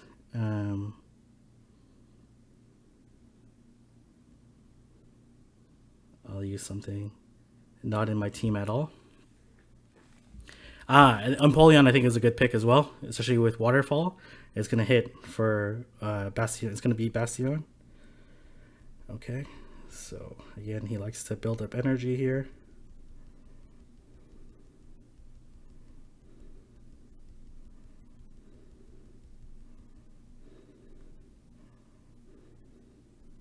Come on, switch. Okay, I'm gonna say not Shadow Ball. It's too early.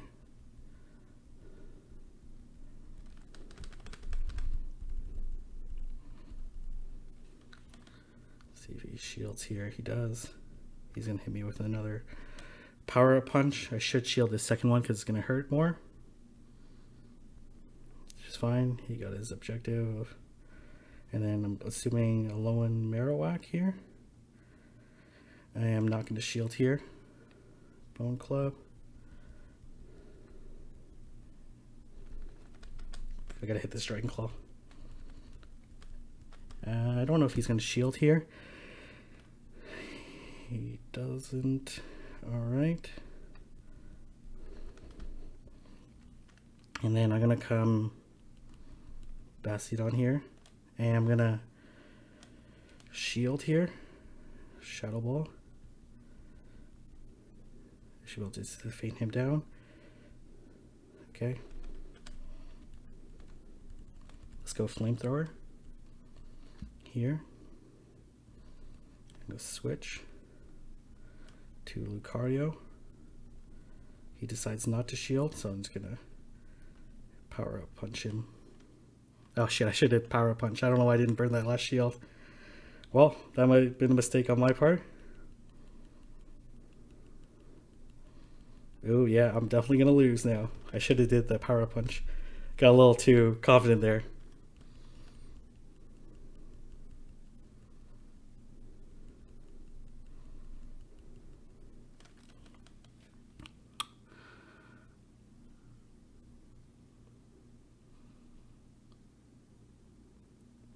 Should have lost that one, to be honest.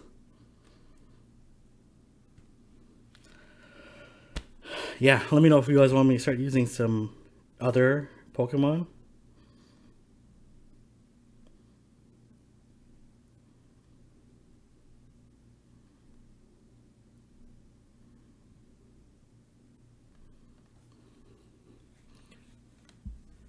Bronzong could be good as well. I just unfortunately don't have one. I guess it's gonna get traded to me.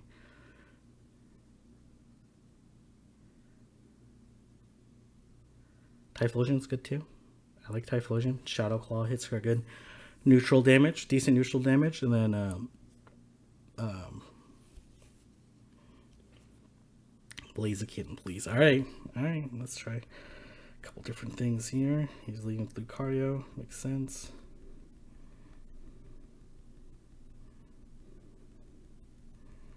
To see who got turn advantage.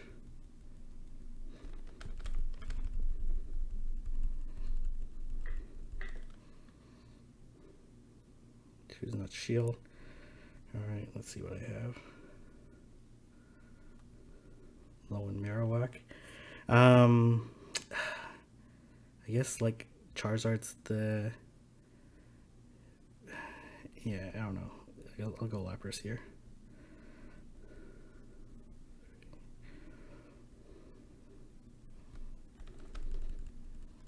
I do have to worry about Shadow Ball here.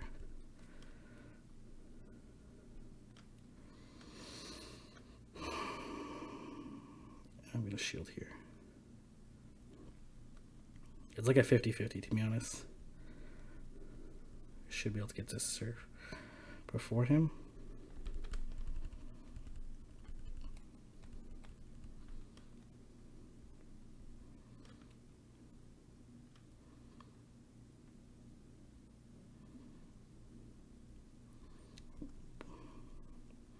That was just luck on my end. He's going to come with a Bone Club now, though.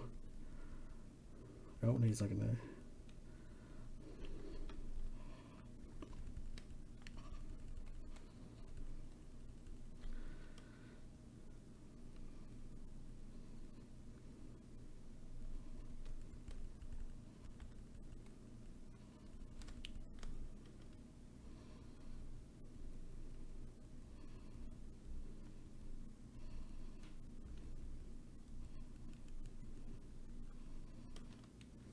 You can hit my Charizard with Shadow Ball. It's fine.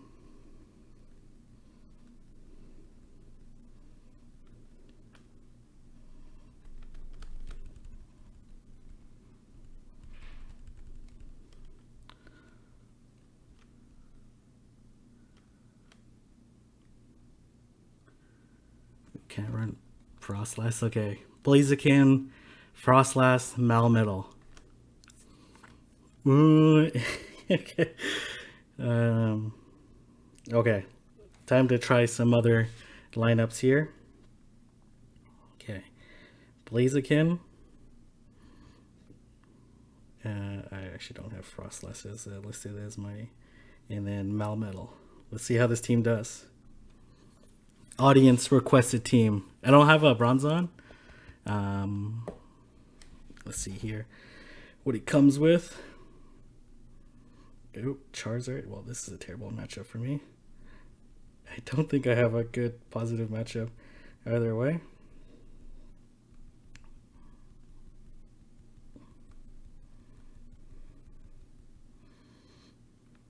I'm going to shield here. Blast Burn.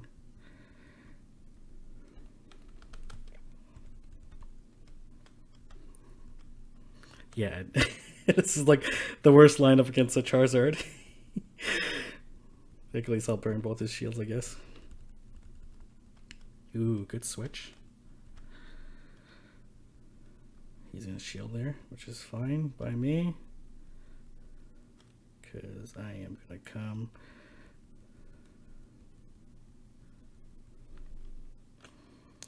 going to shield here.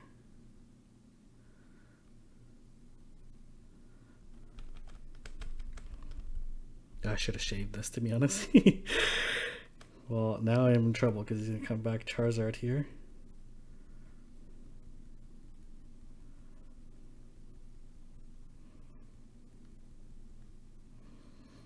Charizard.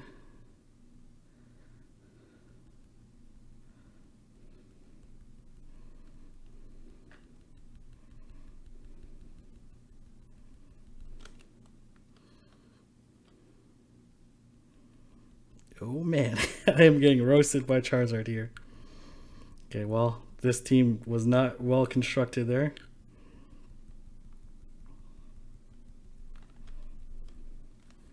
Okay, it could have been okay. Okay. Wait, there's a Pokemon that King doesn't have. Mind blown. Okay, let's try a couple of loses because you guys. No, it's okay. Let's try some other fun picks here. Technically, let's see here. We'll say for Kingdom. Okay, a decent team. Formulated. So here I have to worry about ice. So to counter ice, I'm gonna have Malmetal. All right, well, that's decent. And then to counter Malmetal, I need something to deal with fire, which Altaria is good. And then I just need like a good like something to deal with Altaria, deal with Lucario. Okay, let's try this. Blaziken, Flygon, Bastiodon. Let's try him. All right, let's see here. Dragon. Ooh, he's Battle of the Dragons.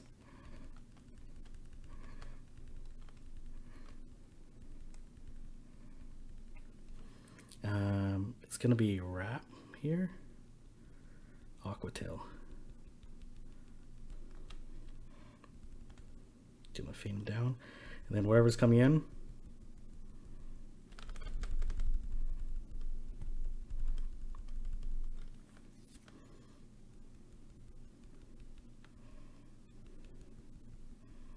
Well, this is probably a bad switch in.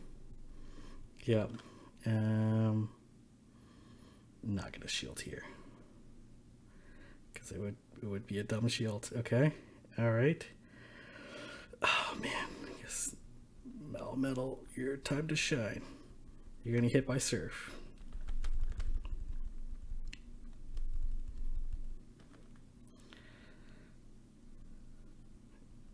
Oh, I was able to KO it before Surf came out. Well, this is terrible for me. I probably should have saved up for Flash Can. I guess it's double resist. These rock moves there. I'm not going to shield here.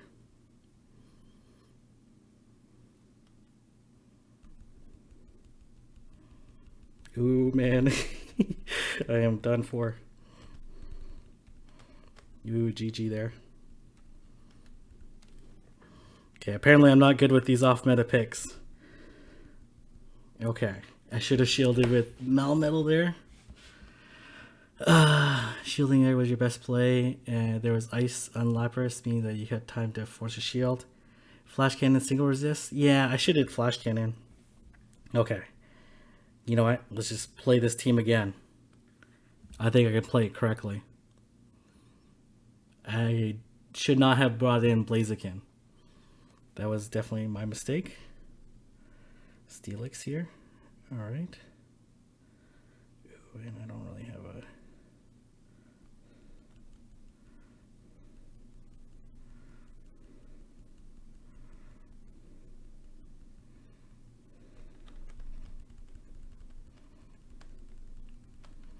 Let's see if he shields this. Doesn't. Alright, does decent amount. Ideally, I want him to do charge move here. Ooh, or I get to this Brave Bird here. Burn a shield. Boom. Alright. Alright. That's okay. Because I'm going to come Malmetal here. And you know, I'm going to shield here. And he's going to hit me with a second sky attack pretty soon here. And I'm not going to shield here.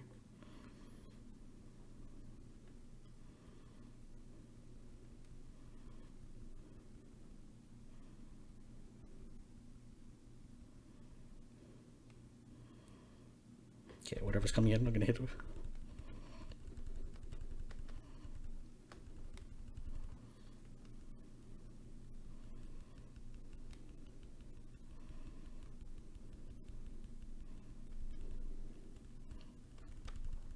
He's going to eat another flash cannon.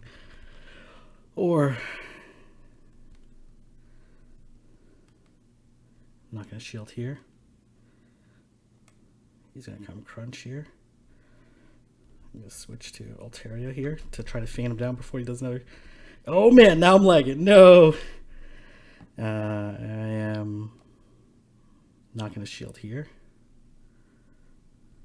And I should be able to fan him down. Let's see what he has left. Lucario, alright.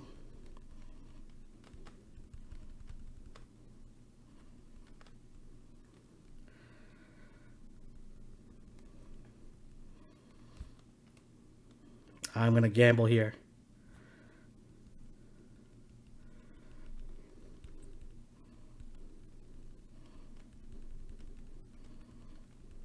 I'm going to shield here. And then I should be able to KO on this.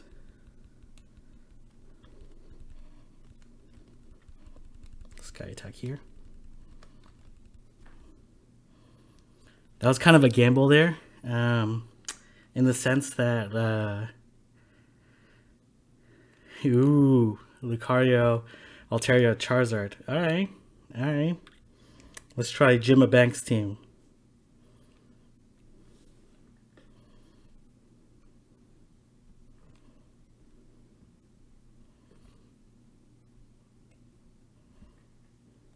And then Charizard.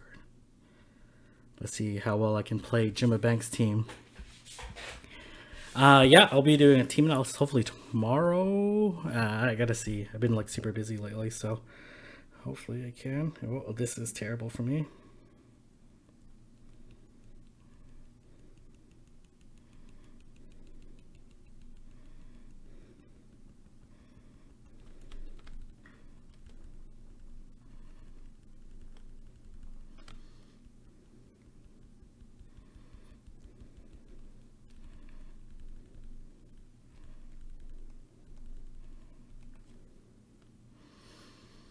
I am gonna shield here. He's got Surf, that makes sense here.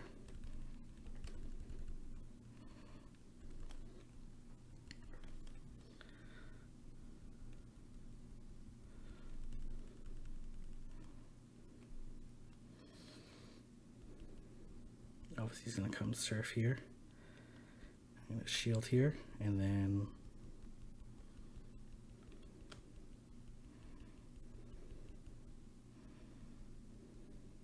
he's gonna come back Charizard.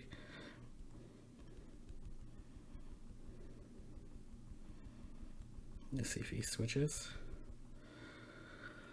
He has a shield up on me, but I have some. Ooh, back-to-back Dragon Claws there.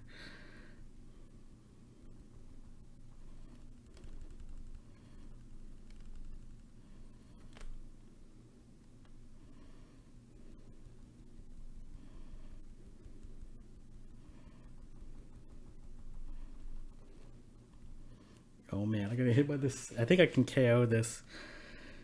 This Charizard though. Not with this. I'm not gonna have very much health left. Let's see. He probably has a Lucario.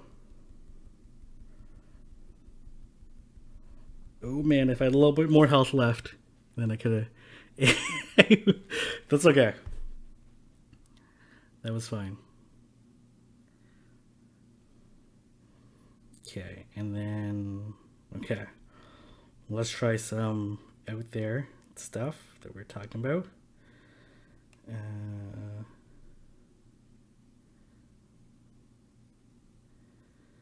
Let's else I have? Some deal with dragons.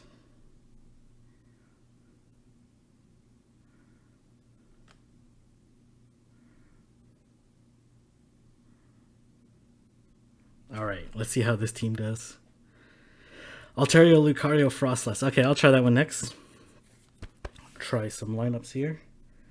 Let's try some. Okay, it's a favorable matchup for me.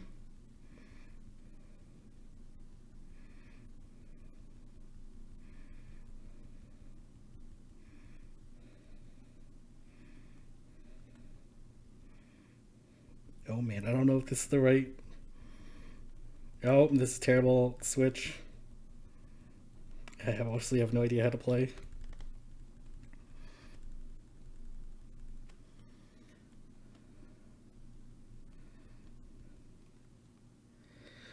Yeah.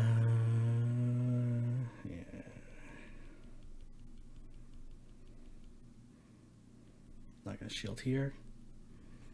Oh man, am I gonna feint here? No.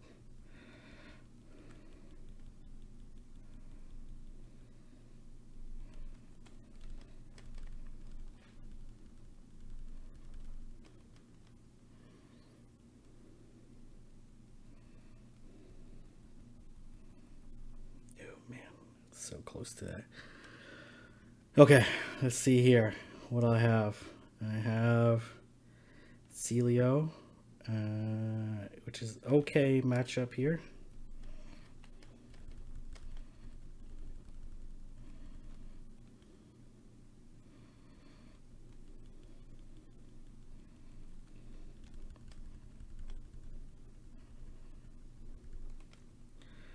I am not in a very positive matchup right now.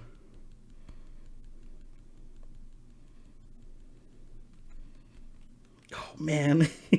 Okay, I'm done for. I should have shielded there, actually. That was actually probably my best bet.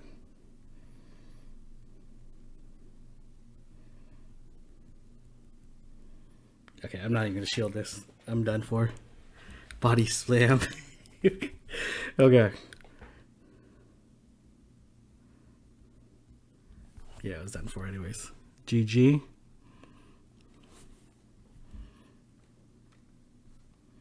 Okay.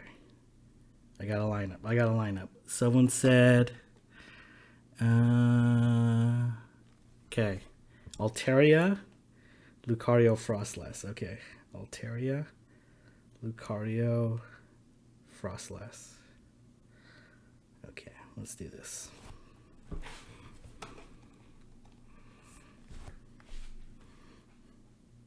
Man, it's hard to avoid, like, Lucario. If you don't have a check for Lucario, it just spams you like crazy.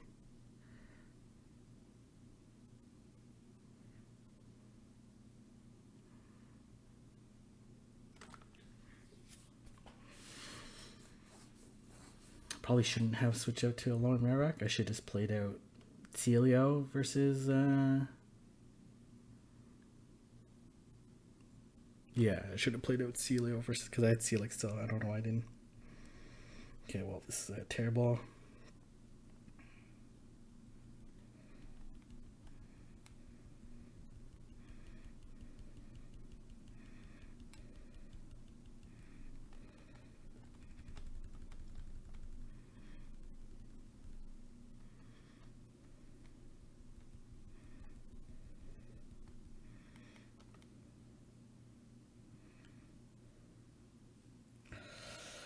Oh man, he has a Lapras left, so I'm gonna go.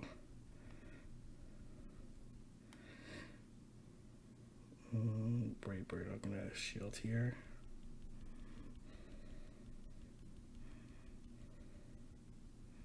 He's gonna farm a bunch of energy here, and then hit this Avalanche here before he gets off another Brave Bird. Oh, he's shielded.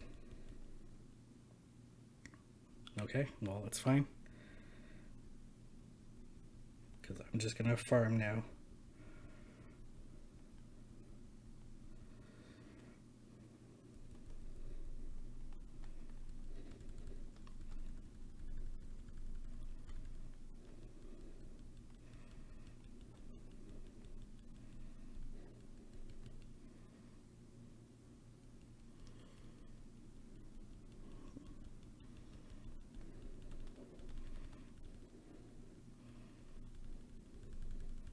Ooh, man, I'm gonna get hit by a Surf or Ice Beam here.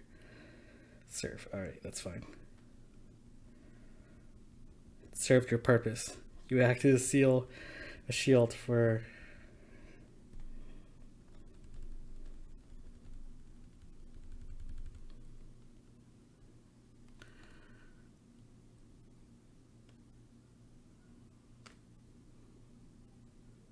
You guys like that switch?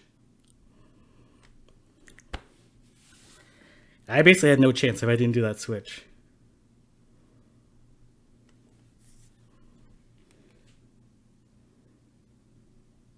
Okay, I like that lineup. That was nice. Frostlass able to... The key there was like farming up energy against... as you start shielding, you just trade shields and then you just farm energy. Someone else made a suggestion here. Okay, Flygon, Lucario. Oh man, what the hell is this? Flygon. What the hell is this? Okay, Lucario, Frostless. Okay, let's try it. That doesn't look like a Lucario check here.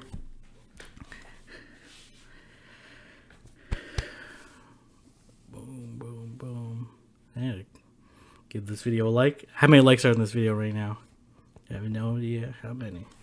Okay, let's see here. Well, okay, that's fine.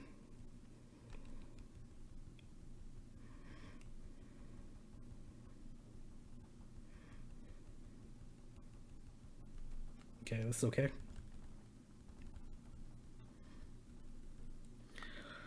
Flygon.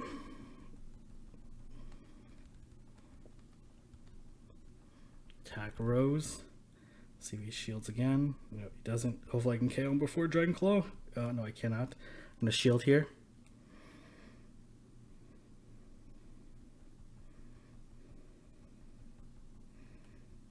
Let's see what he's going to come out with.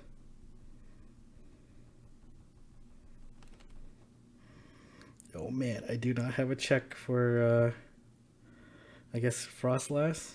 Oh man, but it comes Shadow Ball.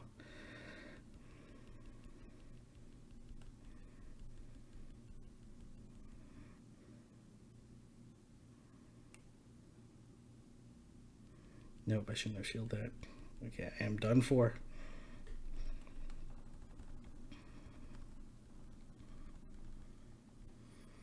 He's obviously going to shield this. Oh, I am done for. Sure. We double switched. He has no shields left. Oh man, I'm going to faint.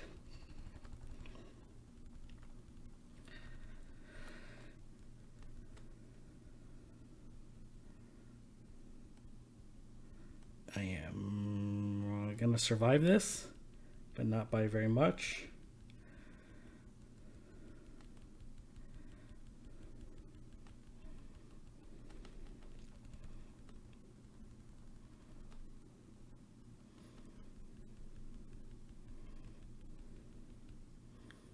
You just have to power a punch here. All right, thanks for stopping by. Oh man, I didn't have a Lucario check after my Lucario fainted. That certainly hurt me. Okay, what else are people suggesting here?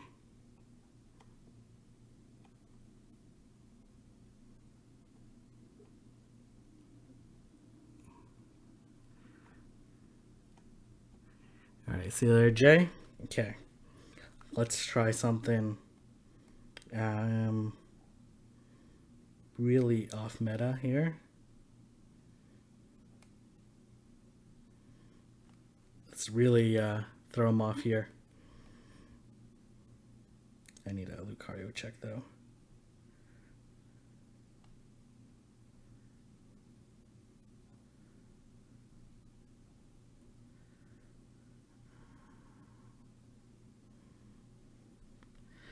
Okay, let's see it. Okay, I'll try that lineup next. Marowak. Ooh, I should put Skarmory in. That would have been decent. Well, this is terrible for me. I don't even know what else I have. I don't. Well, this is a bad option too. Yeah, this is a terrible option.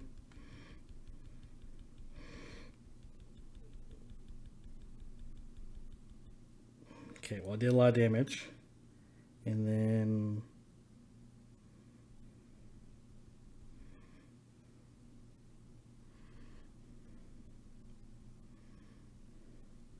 Brave Bird. Okay, well, you did your part.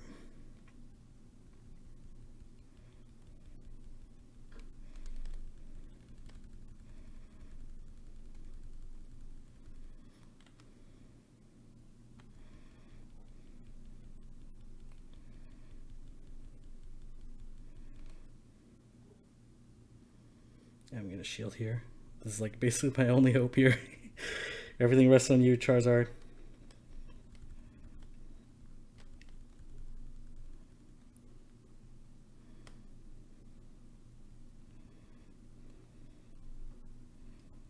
Oh my gosh, no! I had that charge move ready. Did I survive this crunch? No, I do not. Alright. Well, you're not gonna do very much damage here, but...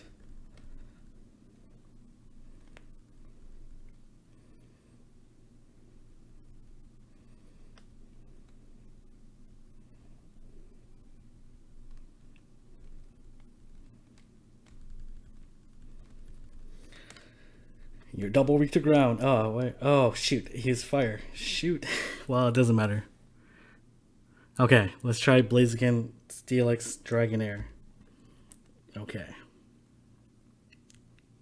Okay, no, I'll try Tempest. He Mega Evolves.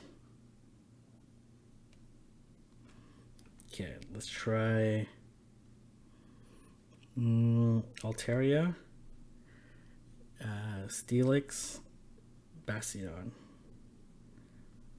Alright, is that what they're saying? Okay. We'll see if I get his... Do you have Fortress? I don't have Fortress. I actually do have Fortress, not powered up.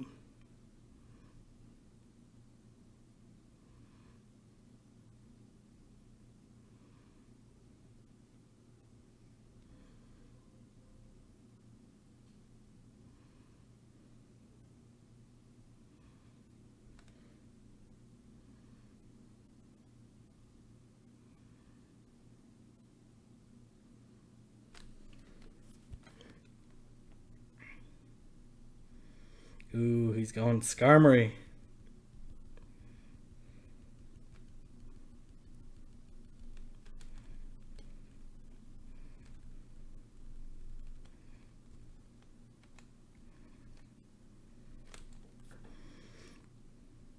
Does he have Stealing on his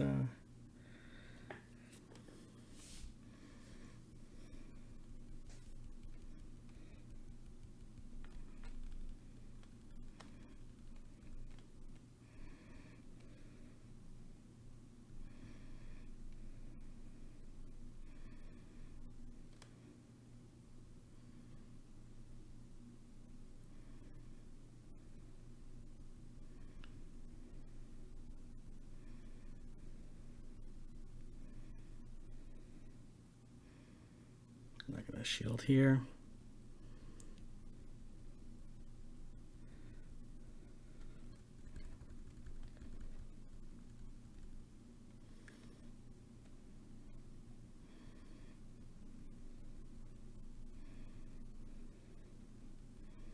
Throwing rocks at this guy here.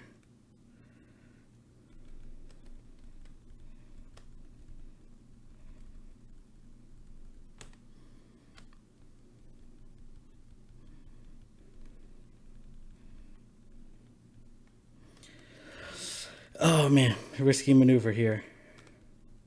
Power up punch.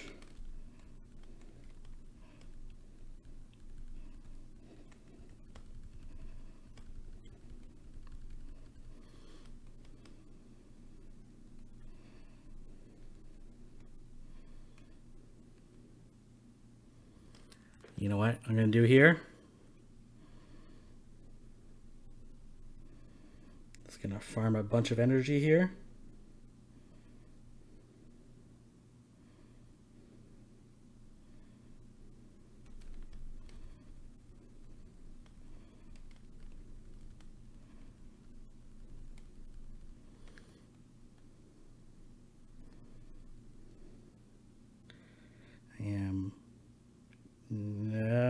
shield here.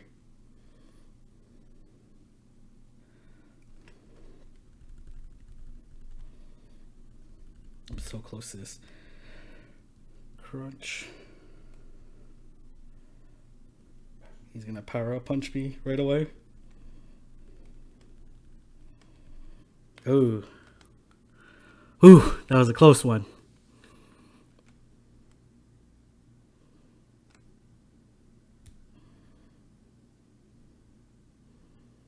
Okay.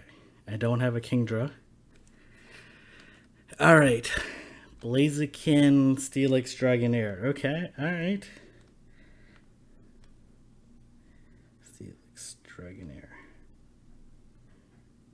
No, Dratini.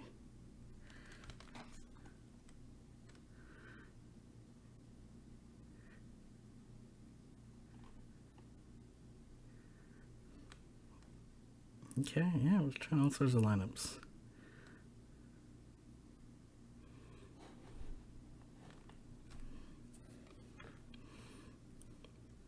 How are you guys finding this style of streaming? Do you find it more engaging, or is it fun? Do you guys like it more than when it's just for my phone? Oh man, I forgot what I even picked. Blaziken, yeah. Blaziken, Steelix, Dragonair. Ugh. Okay. Okay. Alright. Hopefully it's not too laggy between... Okay, good. I'm glad you guys are having fun. If you guys haven't already, don't forget to subscribe. I'm trying to hit 10,000 subscribers before GoFest.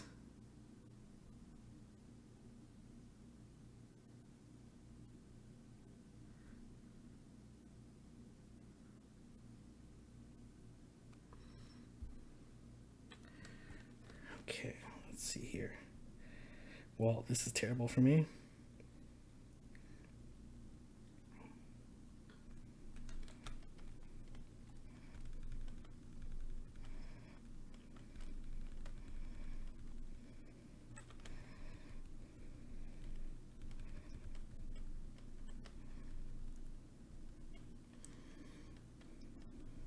This is basically, this is a terrible situation here. Oh God, man.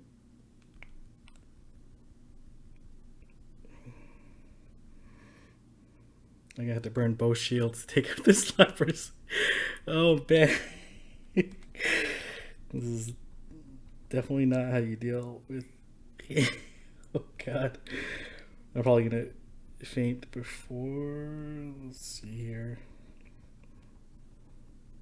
Faint him. Okay, good.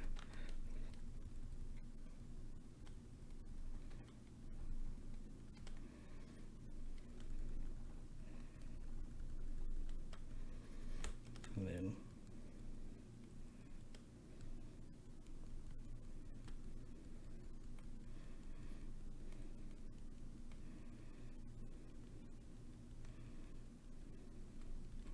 the thing is, his Lucario has no shields left. Earthquake, baby. Earthquake.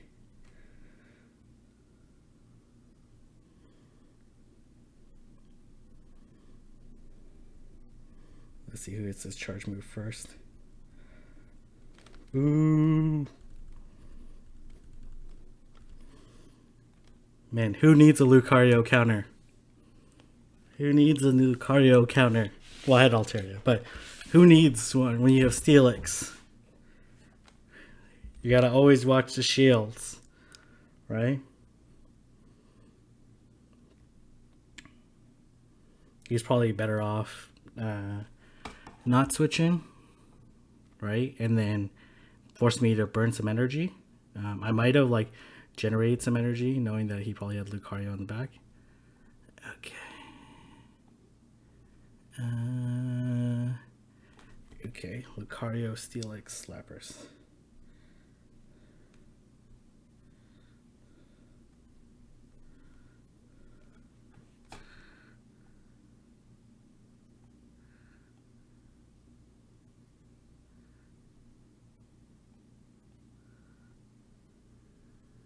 Are you planning to use Steelix on your team?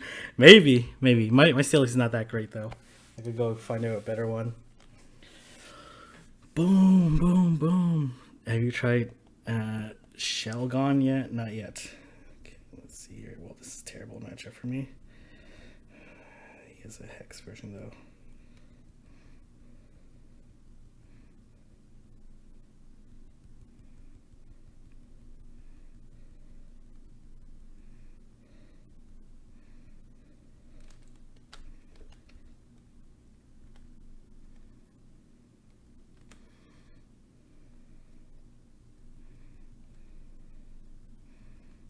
Let me go with the second surf, please. I'd rather burn both his shields here.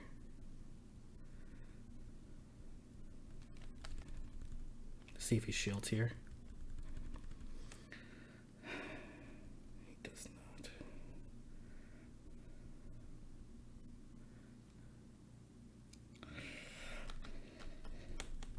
Ooh.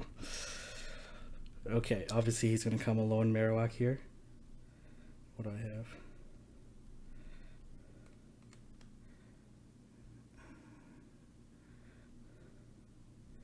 Shadow Ball. Ooh, okay. The question here is, can I get to Shadow Ball? Oh, I cannot. He might Bone Club me here, though. Hopefully. Oh, shit. Shadow Ball. Well, I am done for sure. I should have switched. That was stupid of me.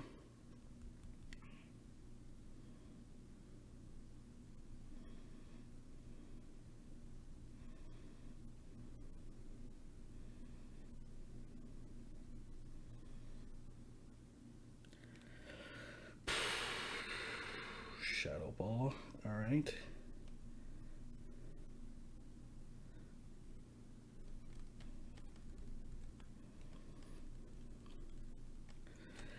Let's see what he has left here. Something weak to ground. This is not going to be enough, though.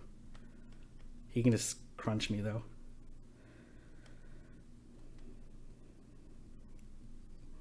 It was a good attempt. A good attempt. I was close to that crunch. I tried to like gamble so that I could hit an earthquake in a crunch, but I was like a little too far.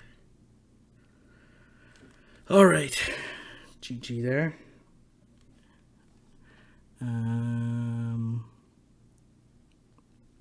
What I should have done is I should have switched because I knew that his Hex is going to generate more energy than my counters.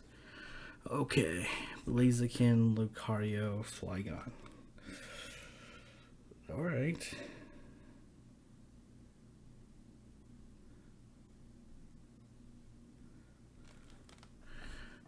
How many of you guys are watching both streams?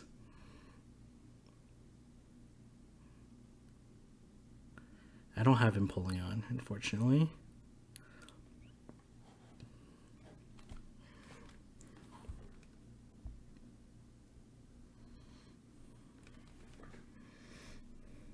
Oh man. What do I have? I don't have anything for this. Oh god.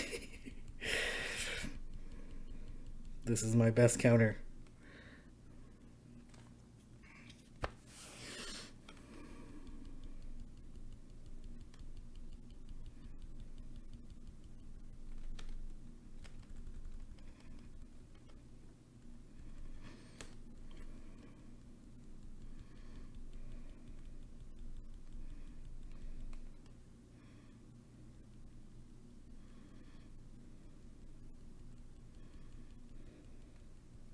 I'm going to play to win here.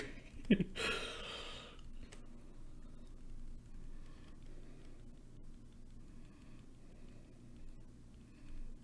don't think I can get to this.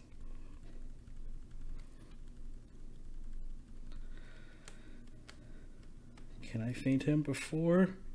Oh man, yes. Whoa, that was a...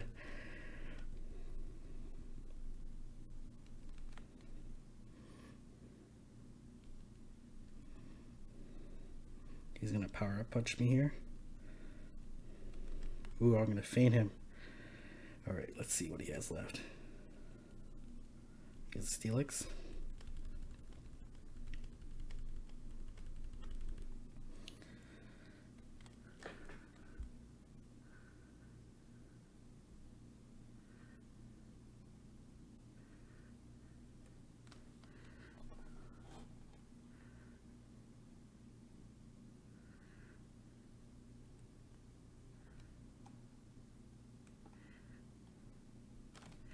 Okay, let's see here. Okay, so I just did. Let's try Lapras, Bastion, Charizard.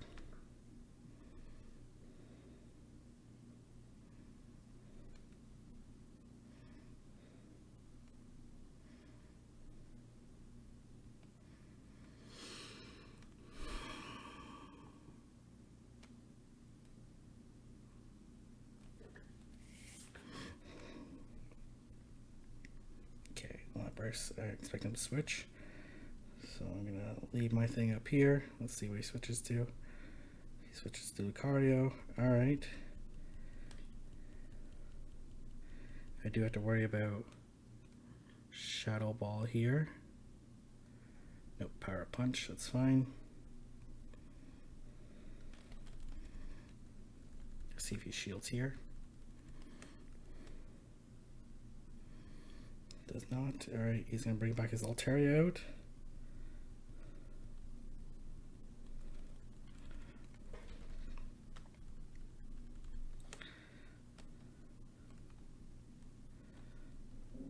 And this is where I want him to feint me. That's fine here.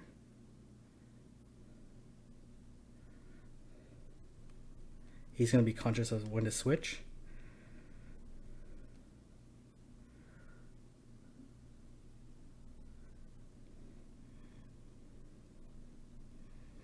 He should be switching any moment now.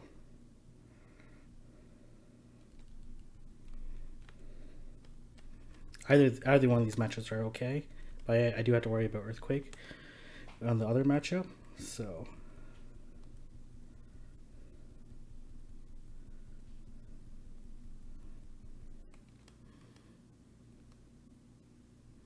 I'm gonna shield here.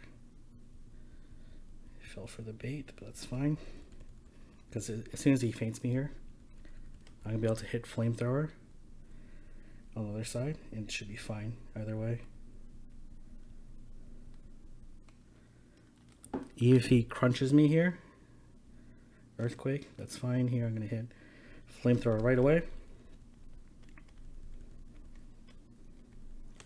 I didn't build up energy like I did in my video here, just because like there's nothing that Altaria can do against Bastion.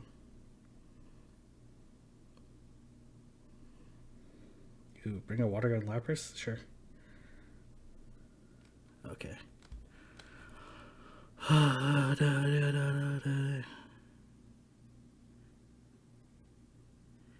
To banter in real life. Yeah, I like talking my strategy out loud, so you guys are aware. Okay.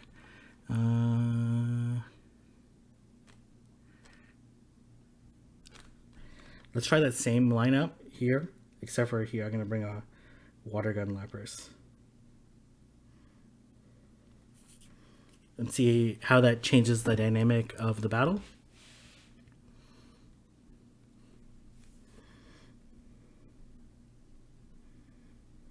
Okay, see this is like where it's advantageous to have Water Gun. I'm not sure if he realizes I have Water Gun. Probably does.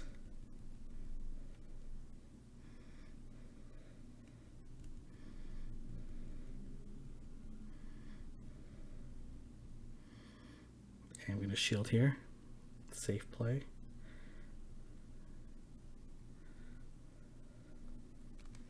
I should just KO him. I don't know why I used up that energy there, but whatever.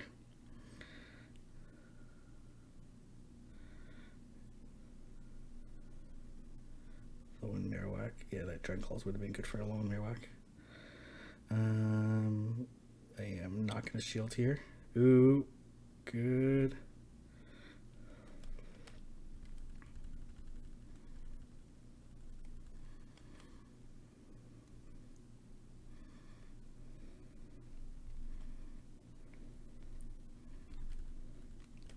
Because it's just not fast enough to generate energy there. I was like, I built up too much energy against his... Oh. He's gonna... Ooh, good play there.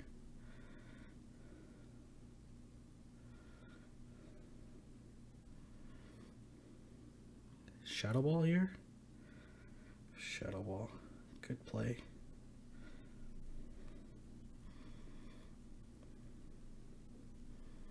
Okay, let's see what he has left. He might have Lucario. Or did he already play Lucario? Ooh, Steelix. Ooh, this is bad for me. I should have switched. He's just going to Earthquake me here.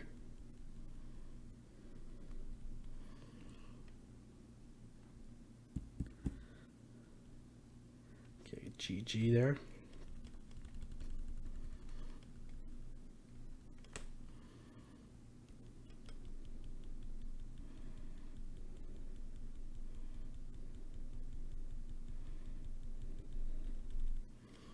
Yeah, if I...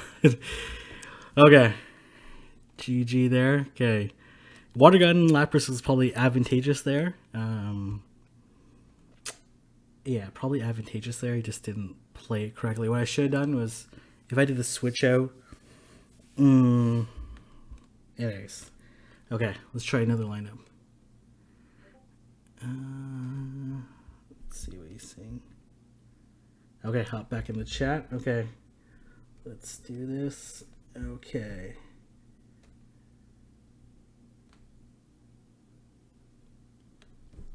Let's call back our good friend Zyoink. Yeah, how's it going? Good matches, eh? Oh my god, that was intense. Oh, So Lord. good. At first, when you had like 2 or 3 wins on me, I'm like, oh shit. Yeah. But Steelix has a really nice play in this meta, eh? And like good Yeah. switches to bait out my Lucario counter, eh? Oh my goodness, that's like, oh, that was a lot of fun. That was a lot of good matches, and I noticed as we started getting into it, we started feeling each other out. Yeah, and yeah. then I felt like both of our gameplay went to another level. Yeah, Of exactly. like, oh, it was just so good. And then there was some where it's just like, oh crap, well, you swept me or I swept you. Yeah. I was It's like, just like, you know, one off meta pick like Sealeo or for me for Flygon, I haven't used it a lot, but yeah, exactly. Well, I think oh, it was, that was a ton of fun. that was a lot of fun. But I know, and I'm sure you're super tired. I know it's super early there. Yeah, that's why I was like calling it, because someone asked me. There was a battle we had where I was left with Lucario. You had Altaria in the back with low health, and I like didn't shield your move and survived with absolutely no health. And then you came in with Altaria, and then just it knocked out my Lucario. Yeah. I don't know if you remember that match. Yeah. So someone asked me, because I was spamming, I had one tap away from Shadow Ball, and I thought I could get that Shadow Ball because I couldn't remember how much health you had. Yeah, honestly, So I was like, why did you I use Power Punch, and I'm like, I don't remember how much health he has, guys. yeah. I've been up for like 20 hours now. on my side, I was like, oh, I'm gonna lose, because all you have to do is hit Power Punch. Because like you were like hitting my, I think I was using Lapras at the time, right? You fainted my Lapras, Yeah. and then I was like, oh, all you do is hit Power Punch here, but I'm just gonna spam Dragon Breath, hoping that he doesn't remember or whatever, right? But Yeah. And then you definitely had that I win in the remembered, bag. so I was like, It's always a tough call if you're like one move away from Shadow Ball, right? But with like so little health, like it's like hard to remember. yeah. Because I was like, what I didn't want it to be was, I knew you were in the yellow, but I didn't want it to be the cutoff point where Power Up Punch doesn't do enough, and then your Dragon Breath finishes me. So I was like, I honestly can't remember how much health he has, so I'm just gonna go for the Shadow Ball. Honestly, I if think I go for the power. I was in like red in that match. Oh really? Yeah. Oh god. And then let me just see here. It's because I think you were on your second Power Up Punch. Let me double shield here. Like your Power Punch would have done. Let's see here. I want to double shield. I can see. This is a little bit confusing here, but let's do this actually. Lucario double shields here. Okay, on your third one, as long as you on your third power punch. I'm not sure if either that was your third power punch or second one, but the second one does 25 damage, and the third one does 30 damage, which would be like a little bit less than a quarter. So as long as I was like maybe like 2 counters into the red, then you would have KO'd and me. that's what I couldn't remember, because I was like, I think you were just at the cutoff point. So I was like, I'll go for the Shadow Ball, because I don't think I have enough health to survive 2 Dragon Breaths and get the Shadow Ball. Yeah. But it wasn't meant to be. Yeah, it's always tough, like those, like, you know, split second decisions, trying to remember everything, especially like switching. Sometimes switching is good to like just confuse your opponent. I think I was on. There was one time we switched at the exact same time, and I started chuckling. I was like, shoot, I want to gain the upper edge here. But yeah, no. We're both like, all right, bail. Yeah, for sure. But man, that was a lot of fun. That was a lot of fun. But we should do it again sometime soon. Maybe at the beginning, absolutely. maybe beginning or a weekend to the next, whatever the next cup is. Maybe. Yeah, absolutely. Alright, so you get some rest, and then thanks for the battles. Thanks for the discussion. Hopefully everyone enjoyed this stream, and on your side as well. And we'll see everyone in the next stream or video. All right, take care, man. All right, See you guys. all right, take care. All right, bye everyone.